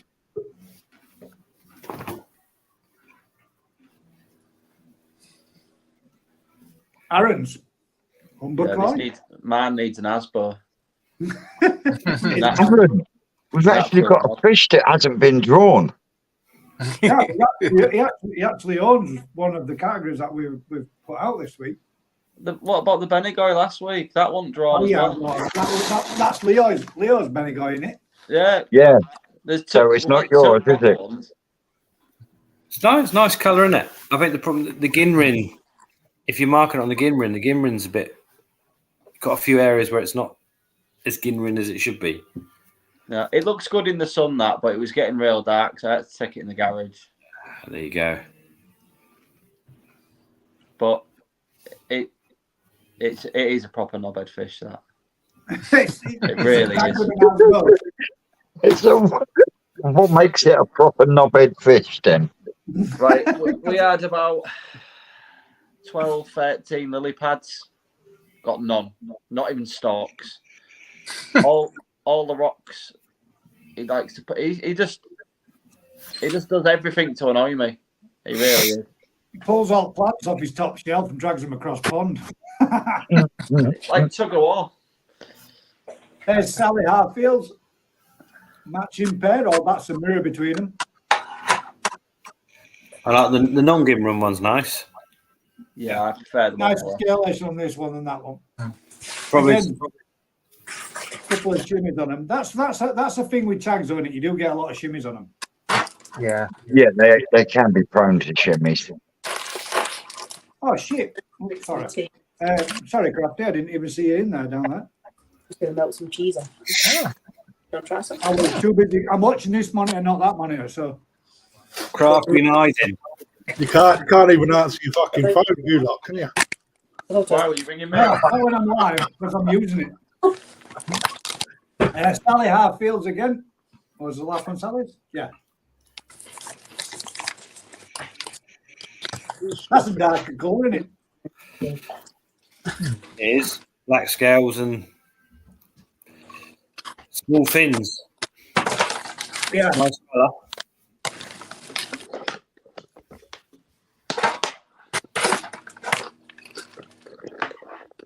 That's No, I nice. like the colour on that. Yeah, me too. That's like a tea green, isn't it? I like Yeah, that one. can you zoom in on that one, Gaz? Guys, did you really just say that? Yeah, green tea.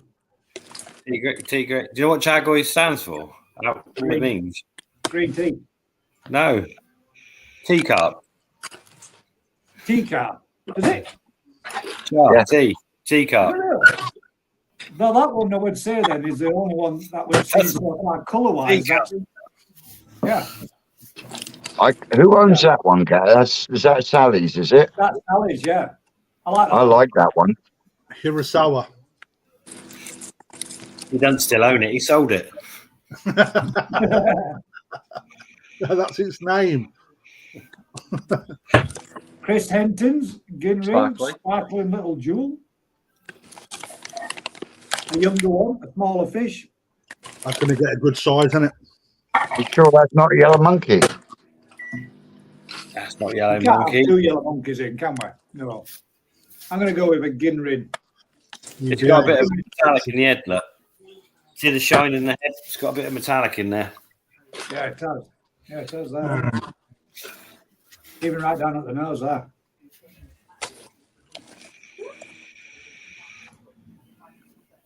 Amanda Smith's. Are we back round to the beginning again? I say we've seen that one, haven't we? We haven't seen it. Have we? No, we've not seen that one yet. Going straight up. 2020.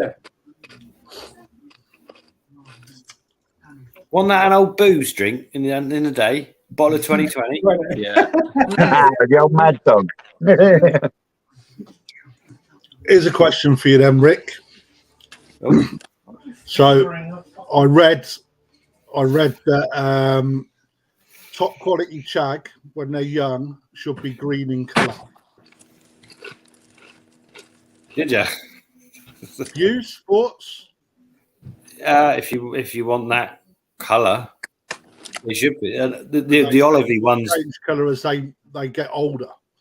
But No, just there's five colours. There's 5 types of colours to chags, isn't there? I like the Ginrin on this one.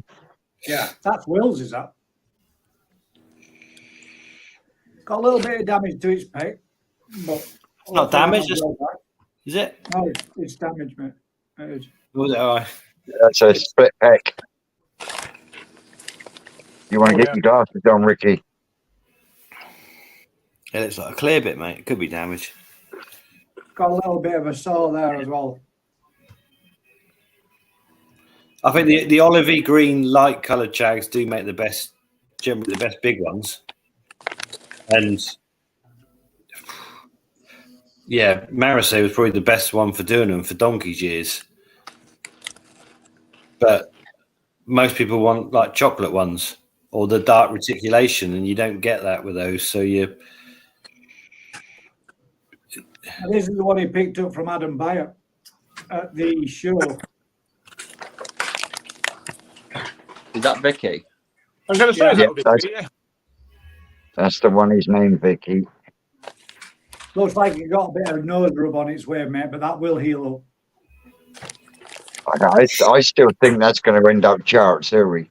Yeah, I do, Vince. It's got little bands on it, hasn't it? You can see it. Yep. Yeah, I reckon that too, mate. With chags, isn't it? Is that being banged about? You get those dark marks. Yeah. Or is that Sumi coming No, up? that was on it when he bought it. It was like that.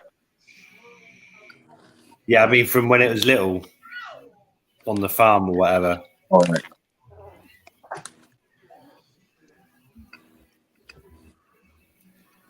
Definitely not chag. That's a horrible. Isn't it? I think these are back. That's the end of them. That's the fry. So the next ones now. These ones with Mr. Webb's.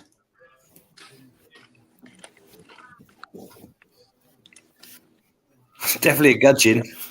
Yeah. That's a record-breaking gudgeon. And his little. Now, the one next to it is this one. 50 centimetre gudgeon, mate, that. Fish ID, mate. I can spot a gudgeon a mile away. Job's the gudgeon. Nice little chag there. This little one.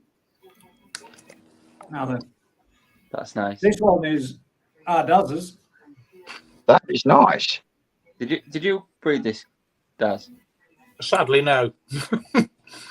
Nice fish, that, mate. That's a nice fish, boy. That is a Yoshiki guy. Mm. Give Very me a good. check.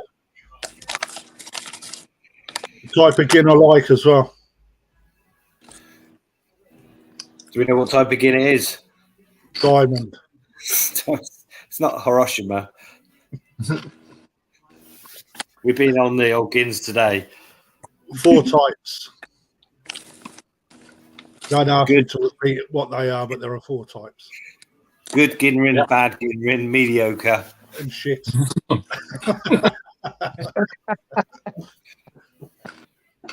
those are 2 that Daz has bred. 5 of them being the last one that was just in. So you got 1 Gimrin one and 1 Misfit Gimrin. Mm. Yeah, Misfit. Yeah, look. Speckled. Look nice when that gets bigger, mate, that. Like the lateral gin on that as well. I don't make it a gin rin fish, though, if it's only got the 1. Oh, we had this conversation as well. Yeah. Yeah, free Sorry. minimum. It's what happens when you turn up late, Crafty. They got work to do. No, you haven't. You sold all your fish. You're done. Now, whose was this one? Well, that was mine as well. Is that yours as well? Down that. Yeah. Oh yeah, that's the non. Yeah, that's your non-general. A nicer colour. Good body. Yeah, I think that's the best ones out you've bred. Looks nice, that. That's nice. Nice colour, yeah. Yeah, I like that. How big was that, Daz? About 35 cm. That's better. Good pause, that. That's last year's Tosai. Last year's I like the scales. They're really cool. I should say last year's. 2 years ago. Last year's fry, this year's Tosai. Yeah. God damn it. Now this one It's a beast. is a beast of a fish. Yeah. We saw that. That's Adam. That's the one from Matey Yeah, Jobs. that's the other. Yeah, he sent them through to me twice. So I wanted to make All sure right. I definitely got them just in case. Definitely fun. Yeah. And that's the other one as well. Yeah. Now this is Dino's. Have a go, Keith. Yeah. Deutsch Chag. That's nice. That. It's nice. I'd see the lateral line on that, both sides, just to see. Just to see. Just side of body. Still not as nice as the other Deutsch Chag you got though, Dino. Is that Dino's? Is it? Yeah. Yeah. A nice fish, Dino. That.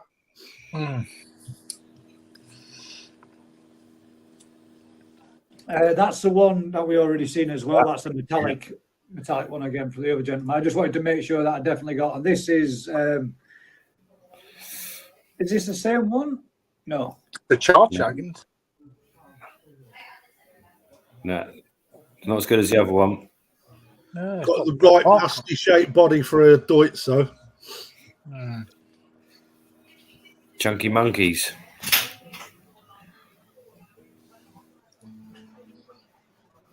That's the same video again. Well, that's the end of the Chags. I'm getting in first with my vote. Simon up north is joint winner with the other guy's one, not yours. Like, Mike at Koi Beginnings had a good fish. So we've got. Johnson, no, you going or not? yes. Do you want some I vote for the Golden Monkey. garlic bread? That one, Rick. No, Rick. Good job. That's not as good as yours.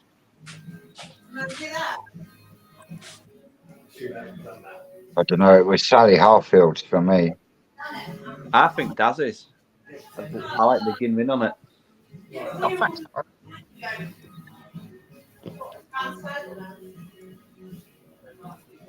If you don't win, I'm going to take it out and shoot it tomorrow. I love it. No pressure. Harsh, that. Well, if you don't make the grade, that's it. Oh yes, Nigel has sent one in as well. Nigel, 1 sec, mate. Well, There's one more. who did we vote for? Well, if you was here, you would have known, wouldn't you? We haven't voted yet. There is one from Nigel somewhere. Night, Carol. Oh, and there's this one too. And we got one from Skeggy to show as well. Grown from Fry. That's nice. That. Active. Very slender. Must be like a barbel. Does look like a barbel. It does look like a barbel, yeah. Maybe it's a barbel. Yeah. A barbel.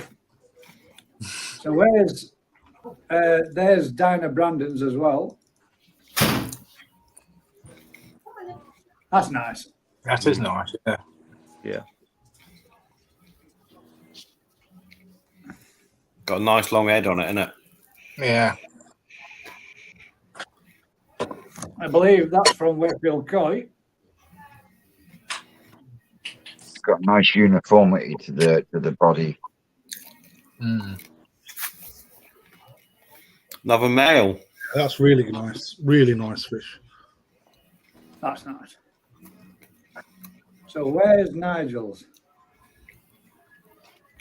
Is that the one that got pinned in your tonight's questions one? In here. No, in your actual, didn't you say one got put in your weekly questions thing? No, I think that's Dinah Brandon's as well. Let's check.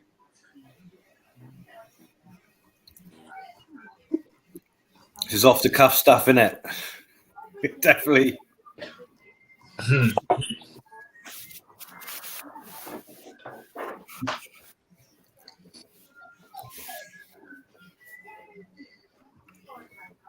Yeah, that's the one. That's the one.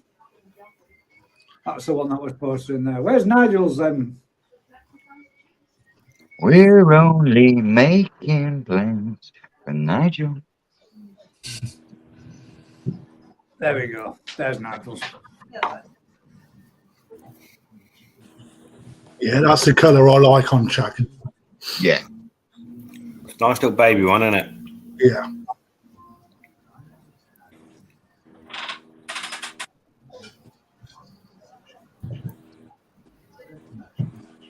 So we're not picking a winner. Till we've seen them all. It's all relative. Isn't it? It definitely is, mate. I think that's them all now. Where's Simon Shears' one? I didn't see that one. Simon Shears's. It's swimming about in a pond, mate. It's not. They're posted. Let's have a go back for these.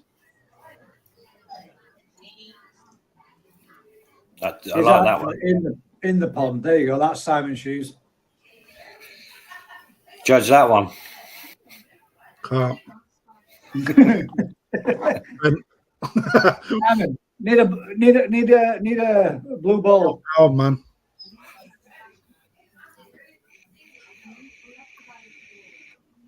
What about Skeggies? Nice scalation on that. Yeah. Yes. And what do you reckon? What do you reckon there then, Crafty? Shuramuji? It's a bit, yeah. Oh, it's like a I don't know. I don't know. It could. I would say very pale sorrel. But Right. If fuck if me. I That's showed- hard.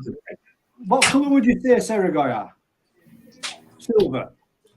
Right. Grey. Grey, mate. blue. Right. So Grey, blue, but- how does pink become a pale grey then?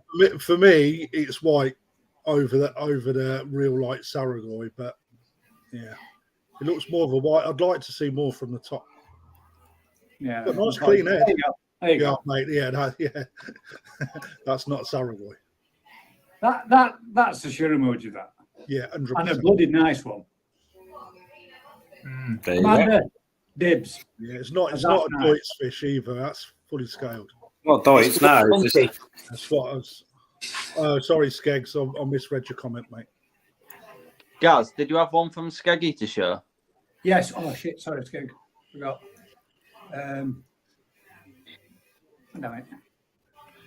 I'm breeding a new line of Shuramuji, Gaz. They're called White Monkey. Skeggies. Do you like a yellow monkey, man? Or you could call them snow tigers. Yes. Has a nice skin rim. That's nice. Yeah. yeah, but he brought us a Soragoi, so does that not rule it out? Is Well, that yeah, the one? technically. No Yeah. way. Jesus. That is the one. Skeggy, man. That has changed, hasn't it? That's nice. I like it. Yeah, when you brought that at the national, it was a Soragoi. Yeah, tell me about that on Saturday. No way. Yeah. Got the Way. wrong fish. He bagged the wrong fish up. Definitely. That's the wrong colour to be a Saragoy. Full stop. He's Yeah, I run know. everything. Yeah, it's a chag all day long. Can we get some pronunciation? There is no A in the start of Soragoi. It's S-O-R-A. Since when have you been a fucking Japanese teacher? I told you at the beginning, this is not Vince. This is his sophisticated brother. Oh, yeah. In fact, I did wonder, actually. You got the feds chasing you or something? No, it's so I can read the comments on the fucking screen when they come up. So who's what we want to look at? Size, won't we again? Simon's is up there. The tea-coloured one. I'd like to look at that one again. They're all tea coloured, aren't they? No, there was quite No. a nice light one.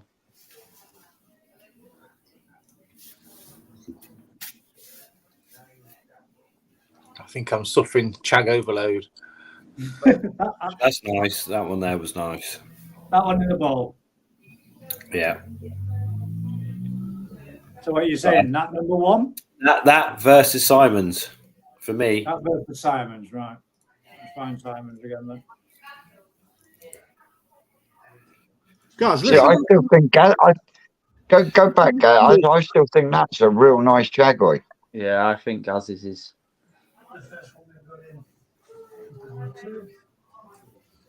It's Yeah, got the it's chubby cheeks that Ricky likes. I do. I like Good. it. It's nice. It's a nice It's- male. eyes It's too got close good together. footprint. Against Simon's has got a better structure and it's bigger. It's Needs a bit more body for me. Good reticulation, though. nearly gas. I'll tell you what, Gaz. Another 2 years, mate. The head on that fish is going to look immense, mate. It's just well, when's this show? The big show down south. What's it? Kent. Definitely. Yeah. September. That's going to be 2 years this year. 3 years old this year. 3. Yeah. I didn't go to any shows last year. We got it the year before, so yeah, I think so. That was your bargain, wasn't it? Yeah, that was a 50 quid fish. Nice fish. Yeah. It won't compete with a female, will it? That's the problem.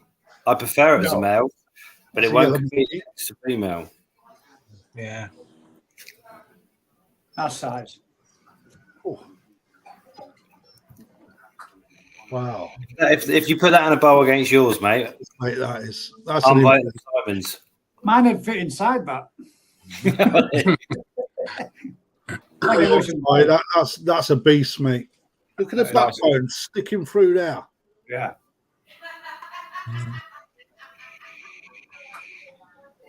Have you got your first place then? Yeah, that'll take it for me.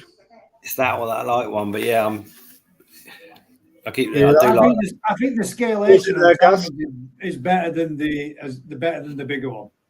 Joint first place. It ain't yours. Pause it when it goes over that tape measure for us, Gaz.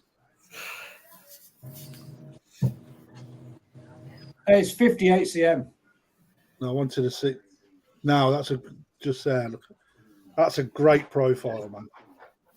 Yeah, that's going to grow. Yeah. Great scalation as well. Articulation's really good. Nice. Yeah, nice. Who sold a 58 cm B-side? Nice fish, Si. The only thing I'd say is he's got a pointed nose. I like them a little more blunt. He's too young to have any cheeks, mate. Gaz has got cheeks. Uh-huh. Gaz has got cheeks, yeah. Yeah. Yeah, Gaz has got a lot of cheek. You've come to join. We might get mobbed. Good evening. How's your fish? There's a fish. What are we looking at here? Is she pregnant? Have you impregnated her yet? Not yet.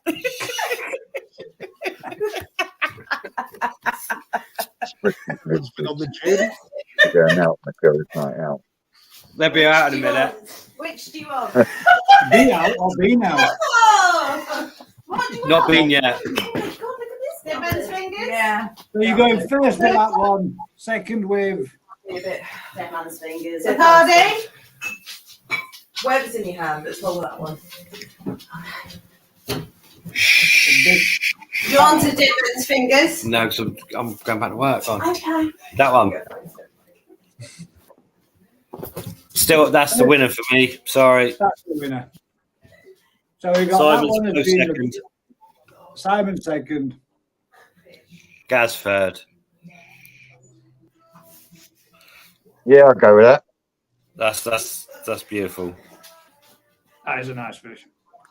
No, that'll take my second. Guys, there's always one in there. Go on, let's get Grappy. What will you go for your first then? Size first, that second? Yeah, size first. So I like, for me, looking at it, body's good on both of these two, 100%. That's clearly, I think, a bigger fish. But to rule the size out, when you looked at the scalation on size, I think that just made it look more pretty for me. I like the head shape better on that one. Yeah, that could Difference be is- tried, you this is like a 70 centimetre fish, isn't it? know. Yeah, that's exactly it, mate. Yeah, definitely. 65 cm, isn't it? Don't know. Just guessing. Just I reckon that's probably an 80 cm bowl. Do you reckon that might be Cuttlebrook? don't know. I do That like it. Scalation looks like that kind of ones that they do, doesn't it? Whose is it? Ask them. I don't know. Well, Michael, 75 cm 70, Cuttlebrook. 75 cm Cuttlebrook. It's nice. I'm giving it the Cuttlebrook this week. Look at Yep. me. I can ID Cuttlebrook fish. There So we I got go. third place. Happy days. Nice one, All right. mate. How much did your fish cost? Don't know. We all guessing. Yeah, how much you reckon something like that would be? And when do you think you bought it? Do you think you bought it? I as a reckon it's fish or- £200 each side. Probably less than 200 quid. I'd say 200 quid. I'd say 150. As a younger fish, it's been grown on. Yeah. Up North Coys, mine was 20 quid. Jesus Christ, that's a bargain, man. Yeah. That's a nice fish. 20 quid. 20 quid that, and he's yeah. 180, 190. Bang on, Rick. There you go. Whee! So what we're saying is you can get good Chagoi for not a lot of money. That's Yeah. What's yours? 50 quid? I'm a 50 quid. 190 and 20 Isn't it? quid. Size with 20 quid. That's an even better. I ain't breeding Chagoi anymore. No money in Chagoi. So. Are you giving Daz the best skin ring one? Yeah, I reckon the best game ring was the one that you got, Daz, from Yoshikigo. That was probably the nicest one for game I'll ring. go with that because I don't want to see them all again. Me That neither. was a lot of fish, wasn't it? Just wait till next week when we do shower. Don't forget, guys, next week, bang in. Shower. Oh, yeah. the One shower. picture each, surely. I got one two picture. shower. Well, two show, but one picture of each then. Yeah. Yeah, cool with that. One pitch each. Someone give me a shower. Dino's was the best Deutz. Deutsch. It was the only Mine doors. was the best Deutsch. The little one that I had in his hand, that were a really nice Dutch. That. Mine was junior champion. It's only 9 weeks old. Yeah, we'll give you that. First place for Fry, fingerling. It was still weaning, wasn't it? Still on the yolk sack, mate. I thought if only one entered, you came second. Well, there you go. I thought Yeah. that was the Yeah, BKK the rule. rule, isn't it? If there's only one fish entered because there's no other competition in the fingerling size, you come second. In fact, because you've got a koi farm and you could have picked more. Oh, than what you actually had. Mr. Webster You was got fingerling to time third. too. Yeah. Was they all the same fish, Rick? Or were that 3 different fish? Does that make a difference? Yeah, no, it was one little fish I just scooped up this morning. I thought that's pretty. I'll just take a photo. That's how it goes, isn't it? Yeah. There we go. Has anybody else got any more questions they would like to ask this evening? I have. The question that Oh, I've yeah, got. well, you have, yes, mate. Oh, Sorry, my bad. He's avoiding it, isn't he? I wasn't, no. That's the third time you've mentioned that. I think it's another one I need to play a video with. Oh, damn it. So, Crafty, what time are we turning up Saturday? Is it? It's not this Saturday, is it? I'm going to turn up a week early, aren't I? Tomorrow, mate. It's not Saturday tomorrow. Yeah. See, I don't even know myself, mate. Was it Friday tomorrow? Yeah. I hope so. I made that mistake today. Yeah, Says the it's a week, customer. week on Saturday, mate.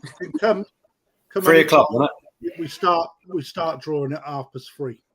How long does each person get to pick their fish? 3 minutes. You got how many hundred of them? Yeah, it all depends on how many more tickets sell, but I've got about 20 tickets left. 100 fish, 3 minutes, 300 minutes. Yeah, but 3 hours. Is that 3 hours? yeah, it's going to be more than one person doing the picks, so it's 3 minutes. It's gonna be staggered by a minute. You're going to get some arguments there, mate. How's that going to work? You got different bowls. Yeah, no, they're all in ponds, mate. The 3 hours you're closing at 3, so that's going to be Closing at R5 to the general public. Half 5 with then there'll be 3 hours worth of picking fish, and then a 4.5 hour drive back home.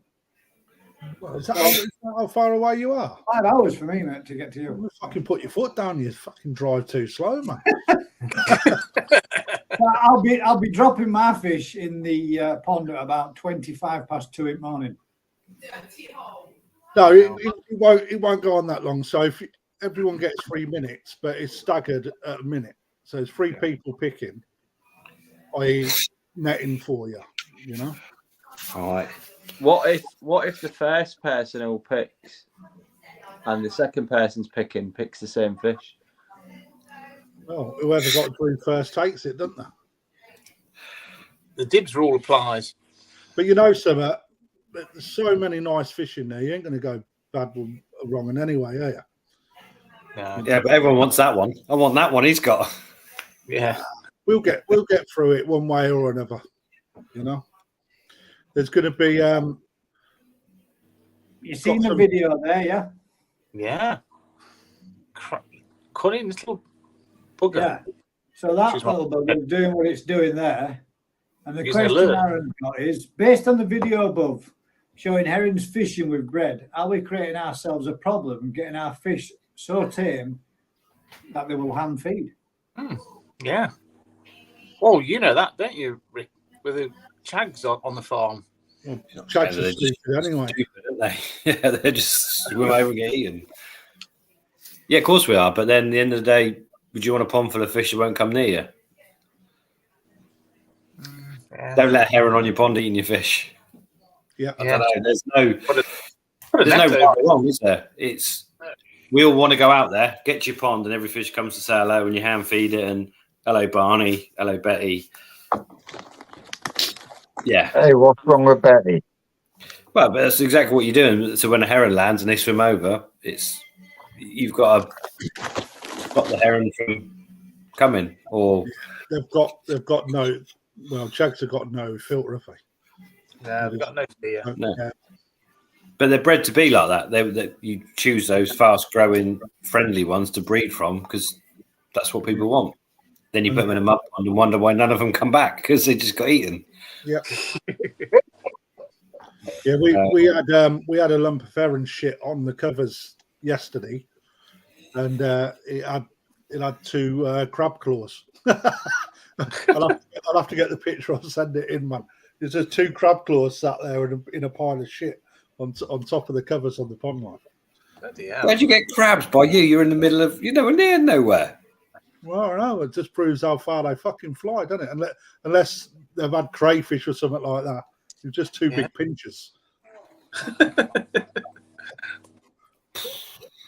So yeah, we are really, aren't we? You can say that about you. Selective breeding. Yeah, you come in, Rick, on week Saturday. You coming, are you? I hope to be. You better be. I'll put a special one to the side for you, mate. I hope so. I dipped it hours ago, days ago, months ago. Yeah, I got 100 quid on my card. Did you? Yes, yeah. You'd see, I was like, all of a sudden you was there, and then you'd fucking all bombard. So I even messaged you. You're still in the shop. The GTA weren't they? Ninjas. We're out. Does have a question for Crafty? No. No.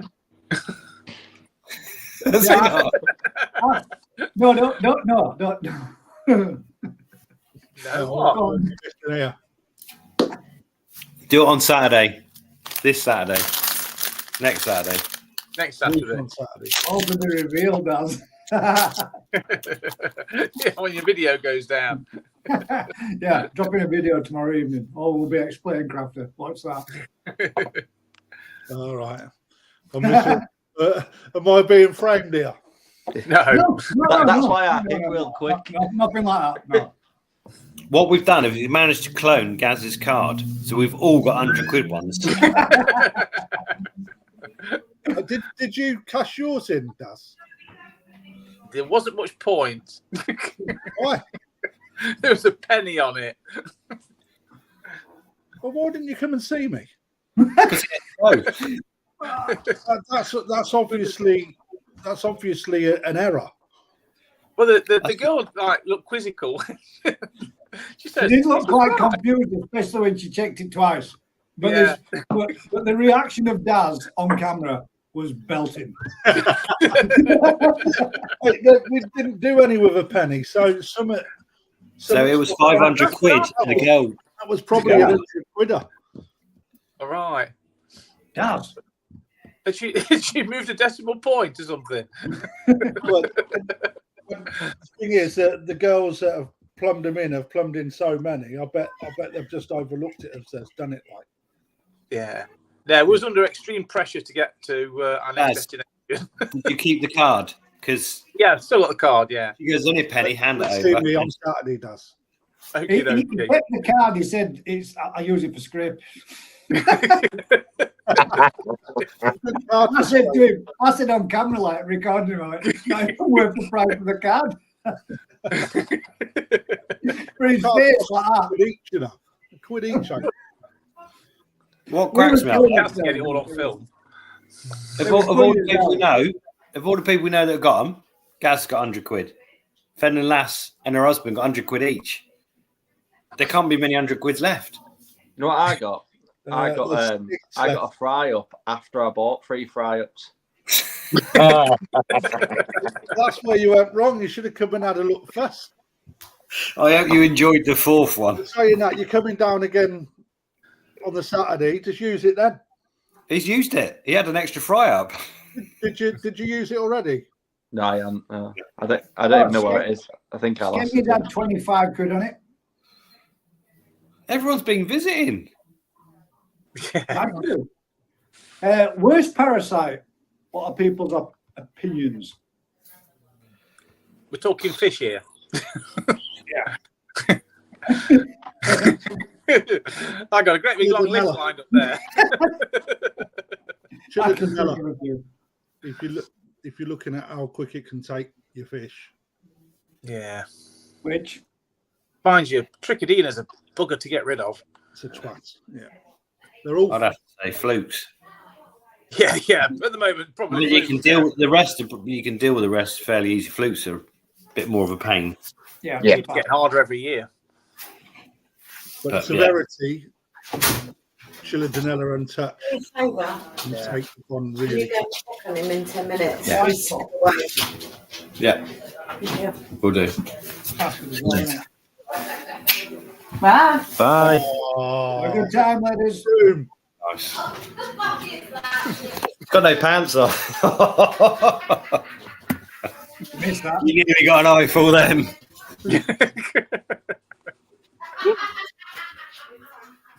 That's a dirty laugh, Andy. Nick, do it again. We might get some better ratings. We topped out at 125. That's not my other half. Well, that. All right.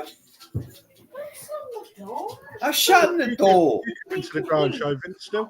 Well, once you've left. Correct. We are So it's leaving. in trick being worst. Hey, what? Worse, fluke. Fluke. I Fluke, found yeah. Fluke that one of the hardest ones to get rid of this year. That were They're the hardest. With the treatments you've got, they're the hardest to clear. Definitely. Oh, Vicky's still got to check her card. She's not been down yet.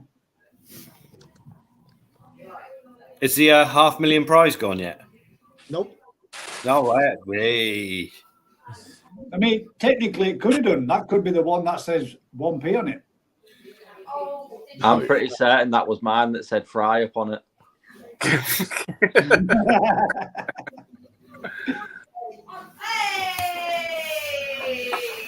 Super! It's all What good. is Rick doing on this when he's got a party going on in his house? They are leaving. Friends. They're friends. It's all right. Just wait till they get back. I'm going to work, mate. I've got to go into the fish. All right, sweet. Or is it the ghost? Yeah. Anybody else got any more questions you would like to go? Is Vince in the growing show? Dave's asking. No. It's all right. I'll be on my own. Have you Just put me. have you put that one to one side for me, Crafty? That Mr. Tate picked out for me. Yeah.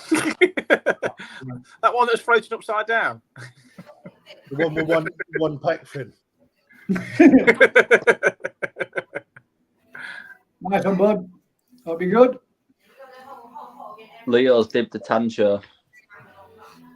Skeggy said he thinks he missed a zero off of his. Should have been a 250. A bit of interest in the tanchos, actually. Mm. I've had people come down, buy their tickets, and they've come down because they're available to view now.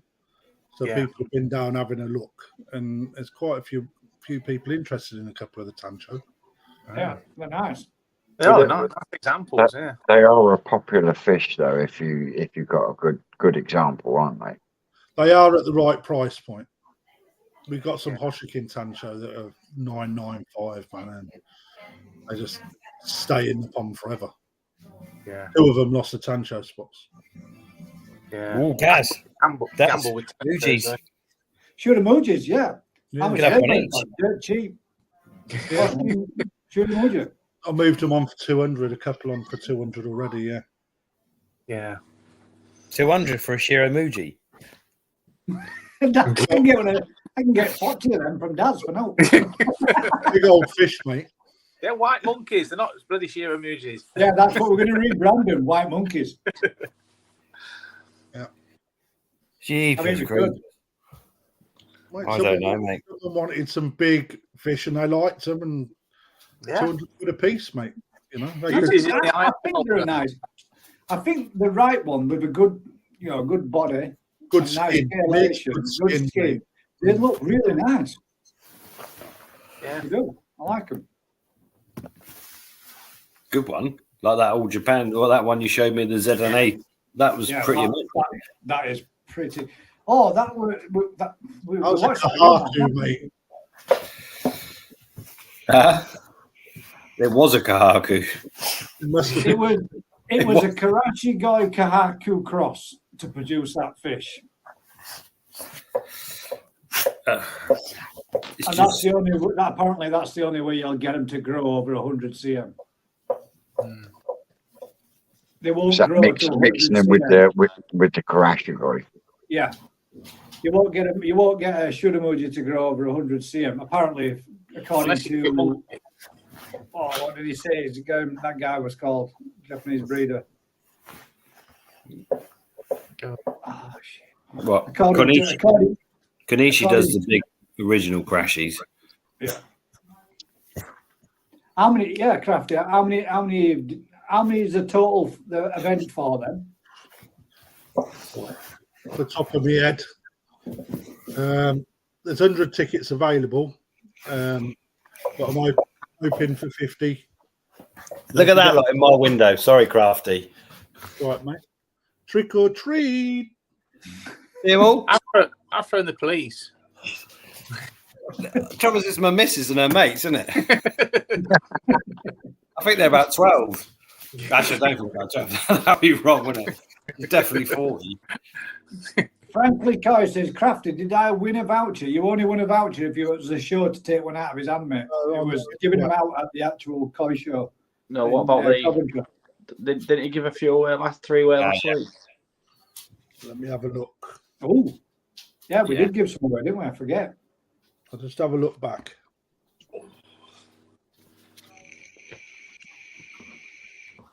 Dale, Nicola, Oscar.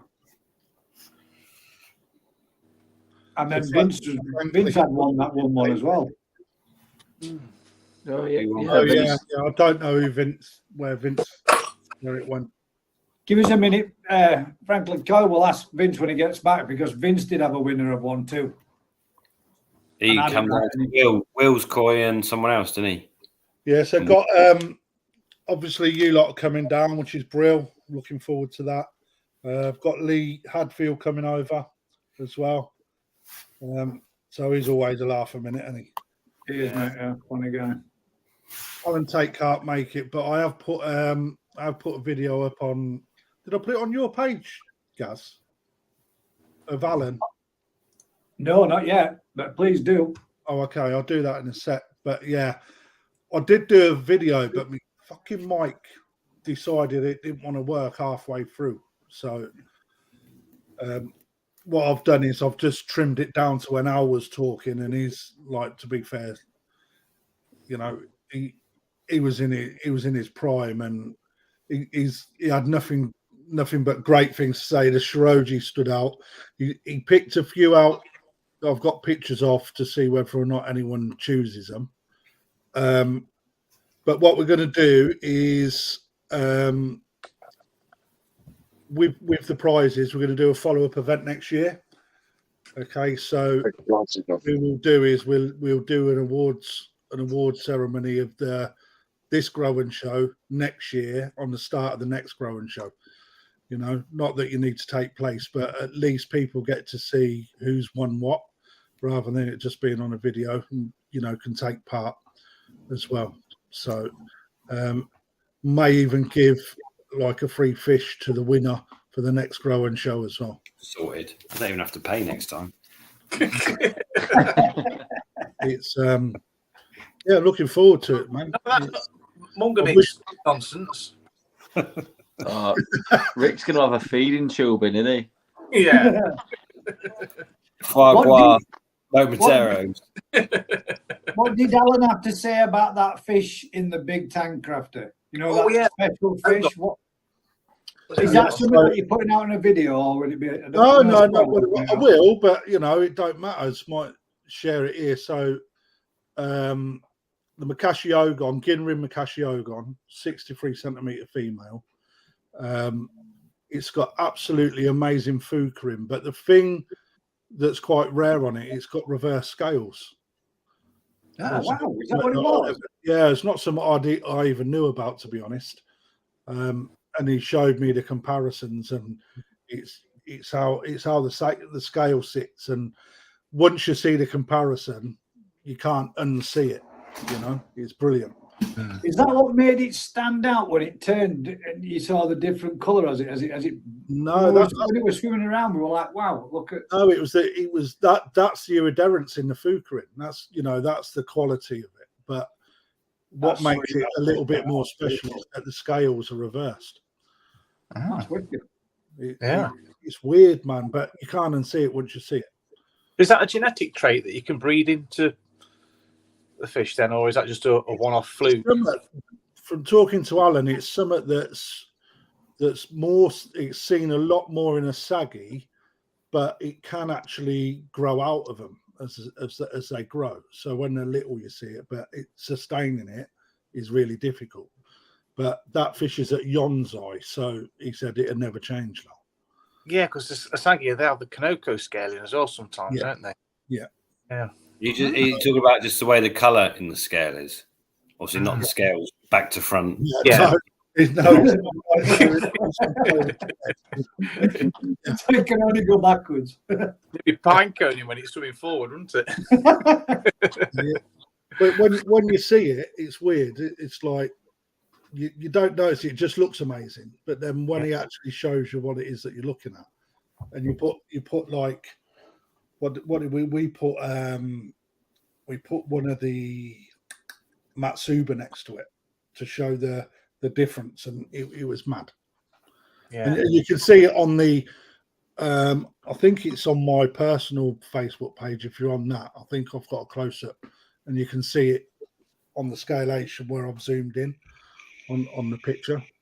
But yeah, he waited right until the end. He wouldn't tell me all fucking day. The knob. Now, I just want to touch onto a little subject because I think I upset somebody on my Facebook group.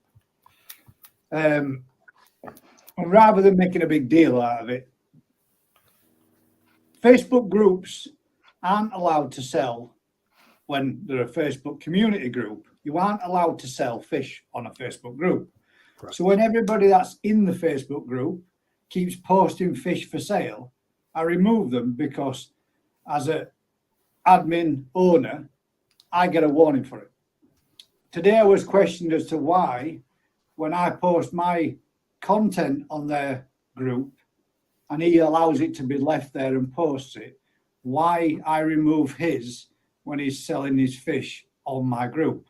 And the reason being is because I will get banned and my group will get shut down because it's against Facebook policy.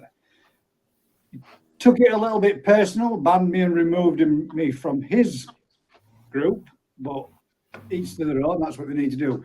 But for anybody that might want to do it or anybody that does want to do it, please just be cautious about the fact of whether or not you're putting fish for sale on there, because you can't sell fish on Facebook. So I'm not removing it because I'm being an ass.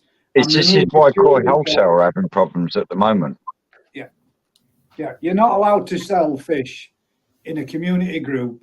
You can sell them on a private page or your own personal page with your pet license or under license as a business, but in a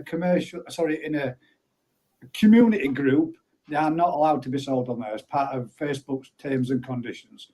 So it's not me being personal. It's not me being an ass. It's me following Facebook rules. There you go. Sorry. Just wanted to get that one in there because I've obviously upset somebody by doing it and they're not allowed to do it. So I remove them because obviously I don't want another warning for it. So upset somebody today. If it was clear and obvious, what's the Just send problem? you a link, Gaz. Vince, did your winner of the card, was it Frank Coy? Yes. No. Vince, was it Frank Coy that won your No, card? it wasn't. It was Becky Cook, and she's received it. There we go. So Frank Coy, mate, no, you didn't. And we've got this to check. In fact, she sent me a message to say that it's arrived in its poppets box, but where's the poppets? There's no way you fucking ate toffee poppets, mate. No, orange ones. Suck No, them to they're death. all right, mate. Can suck them to death. I don't know There if we you get go. sound, Gaz, do you? Is what? Is that, do you get sound on this?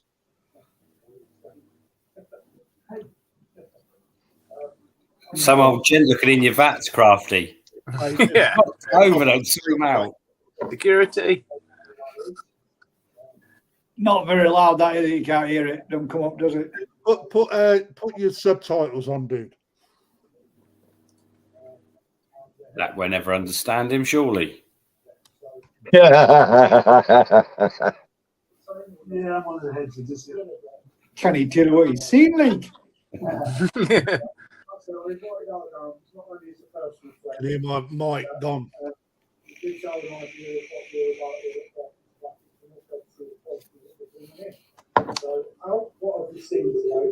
Giving too much away anyway.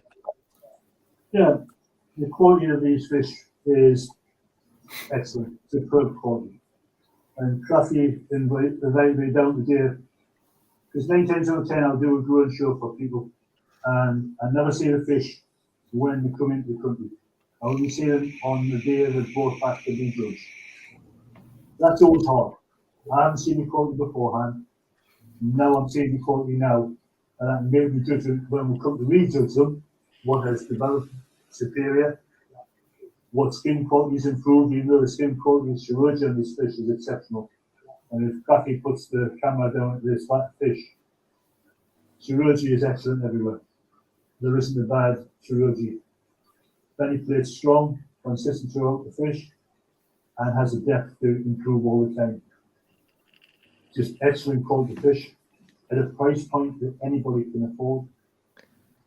Dibs that one at the bottom right there.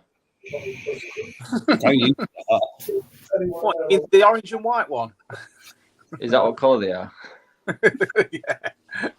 Saying that I'm undervaluing that, and I am. I'm totally undervaluing these fish, but I'm using these fish guys with a lot of interest. All right, cheers, Alan. Yeah. The one you had your eye on, Rick. Go on, that's No. the winner. No.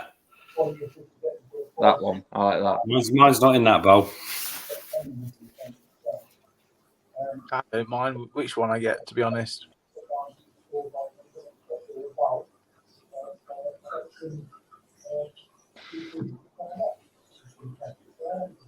There's some good fish in there. Yeah. There's a lot of They're good all fish. To be fair. There's something dodgy there, mate. That's not all the. Oh yeah. I can't tell. What was that? I I was really funky, you shouldn't have been. Wow. On the live, eh? Shame that didn't start up. like an archer fish, mate. Whose fault was that? That crafted link. Yeah, crafted dodgy links. Yeah. But yeah, mate, I've got to admit, I like the way you're quickly pointing my way there. That's quality. Yeah. So 200 quid. Rick from Koi Wholesale, he's trying to get down as well. You have, to see them. There's not a bad fish amongst them. That was just a selection in a bowl, and there was another 100 fish in a pond off to the side. And 34 cm. I think was the biggest one that we measured up. For 200 quid, you can't go wrong for a Momotaro Kahaku, At Harper's 5, doors are going to shut, and then there's going to be sale vats open as well. So even if you're not entered into the grow and show, guys, and you're going along with a ticket holder, come along. I'll look after you either way. I want to make it not just for those ticket holders, but bring someone along, get yourself a deal. As long as you're with a ticket holder, I don't mind.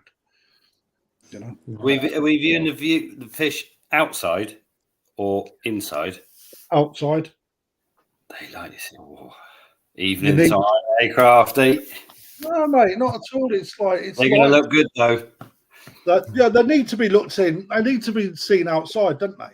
They do. Well, yeah. That's getting early, aren't I? Get my views on. Get your views on, mate. Get in there early. Alan can't make it because he's judging up in Scotland at their show. But he has agreed to do the judging on the fish as well. So it's going to be a good day. We're going to do a couple of Japanese style auctions as well, where there's going to be fish at a very. What time's everybody aiming to be there for then, Crafter? I'll come to that in a minute. We've got a Japanese Japanese auction where a few fish are going to be reduced heavily, and then people put the names in that want the fish, and then whoever's name's picked out gets to purchase the fish. We're going to do a raffle stand as well. So there'll be some nice bits and bobs up for grabs on a raffle. Free meal to the ticket holder. No, I didn't mean that towards you. What time's the free meal at? After Harper's free, mate. When we start, it tends to get a bit more quieter in the cafe about 3:30. So free tea and coffees for ticket holders.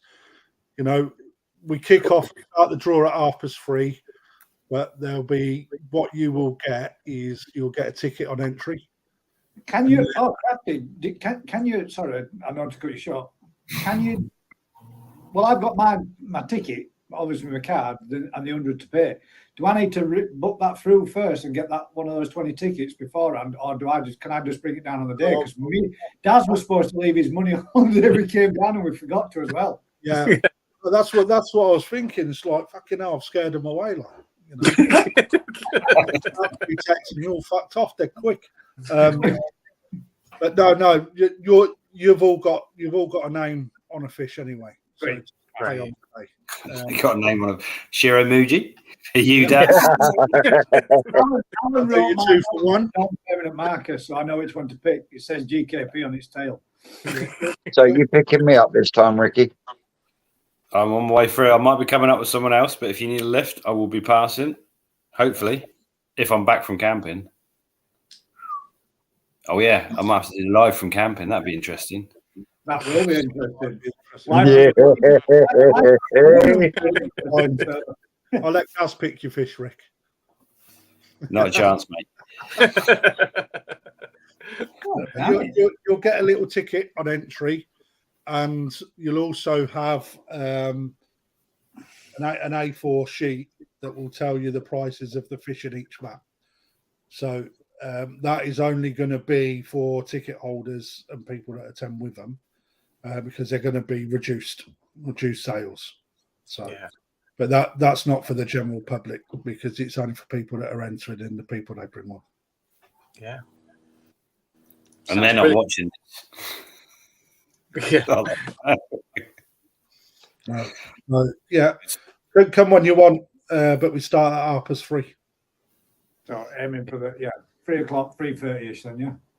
Yeah. But we'll pile in that cafe. They'll be rammed out making coffee orders while we all have a natter in car park, which will be sweet. What we want. That's what we want. The side gates will be open anyway. So the side gates? Is that the secret back door? No, side. All right. Dave, name gives it away. Question for you, Dave. Are you definitely in on it, mate? Are you yes, he's already booked his koi. Good man. Booked his ticket, we should be saying. He ain't booked his koi, is he? Olympic, mate, both mine and Dave's for us. One says DT, one says GKP. Just wrote in tail with non-permanent marker. If you want to take part, the thing to do, go on to Aquatics website. They're all on there. You can buy online, or you can pay on the day. You know, I don't mind either way. Cool. Dave's driving me down this time, aren't you, Dave? Dave's driving. Dave's driving. He doesn't even drive, but he's driving. Go on, Rick. What were you going to say? Sorry, mate. Talking of you. Are you bringing your bra for you, Rick? No chance. Oh, okay. No. Right, do you want to see her again? Have to leave her in the car park, mate. Carry on, she goes tonight. Oh, yeah. It's been on. They're on it. Have you been on gin before then? Been on gin and juice? They've been on all sorts, mate. Now they decided they were staying in to save money. Now they decided they're going out. To spend more. Yeah. Well, they will save money because they've had a few drinks first, haven't they? Yeah. Well, pre-drinks. That's what my son does. Yeah. Makes loads of whiskey and stuff with his mates in the living room, and then they all go downtown about 12 o'clock at night. Yeah. Just in time for last orders. Yeah, smash that heads. Be all right. Yeah, when they get back, I'm on my way out, so I'll be all right. Big Sankey spawning would be good. Yeah, would be nice. Would be good. You got a set ready to go then? They all in there ready to go? Or are you hoping they're going to go? Hopefully. Yeah. Is this the second spawn or first spawn of them? This one we've done, the Sankey, we've done loads of times, but it's choosing not to. I mean, this year. From this particular fish? Yeah. No, we're not. Someone just ordered. Nice one. I don't know who that was. I ain't going to say in case I don't know anything. So, yeah, we've got Goshki, Goromo, Gimrin, Kahaku, Sankey, and someone else. I'll bring this up here, Rick, just in case, mate, because Simon Shear says, is that getting packaged with the slogan Munga Mix? As I'm sure DF Corder has it stamped on with their products. Might be wrong, but check it out. They might. But it might say Munga Mix, but does it say New Forest Koi Farm Mega Munga Mix? Well, to be fair, you named it the Munga Mix. So, I could just call it, I don't know, whatever you want to call it. Triple M. Hey? Triple M. Mega Munga Mix. I think there is a Munger mix. So, see, I know Danny. So yeah, I won't cross swords with him today. He's got a bigger company than me. He's gone Danny blank. Fair. Yeah. Yeah. Yeah. His dad used to be one of our syndicate members, so he's gone big time from the days he's come down our place. Yeah. But yeah. I don't call it the Munger mix. Only get it right in the end. He does. All your fault, Vince. It's To be mega fair, Munger mix. It's not for the general public. Only I give him a bit, and it's just gone global. Get phone calls you can now. Don't each you want a Are you doing a charity auction, Rick? I was going to do. I want to do something. So it was like, well, if I've got a fish we can do on live, might as well sell it rather than me giving stuff away as I normally do. I sell it for charity, and then people pick the charity. Fish. I don't know. I don't know. It's just that when I done a charity fish with Ricky from Koi Wholesale, we was going to do an auction, but it always caps off on an auction, and you don't get many people that have the ability to. Cheers, Tone. Don't have the ability to like fork out 200 or 300 quid, so it only goes to the people with the money. But if you do a raffle, you get. We ended up doing, I think it was 1,700 quid. I can't remember off the top of my head now, and that was just for one fish that wouldn't have took anything more than 400 on an auction.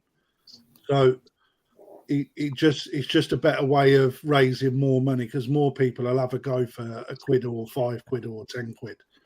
You know, I hadn't thought about that much. So you're robbing more people and not getting a fish, but yeah. But you see what I mean? You're raising more charity by doing it, but it's how you want to do it. You know, it's just an idea. And what I done was set up a Just Giving page, so people could buy their tickets through the Just Giving page. So it actually goes straight to the charity rather than through anyone's tills or pockets. Good idea, that. And you see people leave their name. Guys can set this up. Yeah. Well, it's dead simple. Like, to be fair, I mean, if you want me to give you a hand, I'll do it. I struggle to switch my phone on some mornings. If you want hand, but if you want hand, just ask and I'll help you out as much as I can. Well, I think if we can find the right charity for doing it. Yeah, well, that's up to you, mate. You know, but it matters not. Yeah. You know, it can still be done through Just Giving. There we go. I think more people take part if it's a £5 a go and you have the chance of winning, and then people will enter a £5 knowing it's going to charity anyway. And they get a fish at a bargain price. So I think the person that won my fish, I think he only had 2 entries. Yeah. There you go, Crafty. Farmer Koi says, I'm now in, even if I have to steal my wife's car. So I've just bought a ticket on Perfect Aquatics website. Tony's got no room for no more fish. Right. Thanks, Tony. He sent me a lovely message, actually, like apologising because he didn't think he'd be able to get here or down there. He's just had a problem with his car. So, you know, that's good. But Power of advertising. The website's up and running now. We're starting to get all that fixed up. So, you know, go and have a look at the website. Umber Coy's videos got a starring role in that when he come down. I've pinned his video onto the start. Quite good, wasn't it, Aaron? Yeah, it was good. Oh, Leah loved it. He really did. Nice of you to spend time with him as well, Crafty, like you did, mate. I think that probably made his day as well. Yeah. I think he was more gutted that he was getting a fish, and then I said, "We're going in an hotel for 2 nights. We've got nowhere to put it."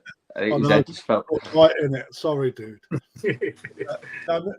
Me boss picked up on the fact that I'd offered him that, and he was dead chuffed, my boss. Yeah. No, he's a good lad, my boss. He's like, but you know, like I said, it stands when you come down, man. I'll give him a fish out that little code of that. You know, plenty to choose from. Good little toes eye as well. Yeah. No, he was well chuffed. He really is. Right, I'm bringing my lad. Give him fish as well. Come on, Ez. You have one of them. I'm gonna bring both mine too. Hang on. I'm bringing my dog. The fox cat. Yeah. Right then, guys, we are now coming up to 11 o'clock. I'd like to say a massive thank you to everybody that's been on this evening and joined us. Usual thing. I'm going to wrap this one up, bring it to an end. Don't forget next week to send in your pictures of your shower. If you could do us a favour, because I think next week's going to be quite a popular fish. If you could...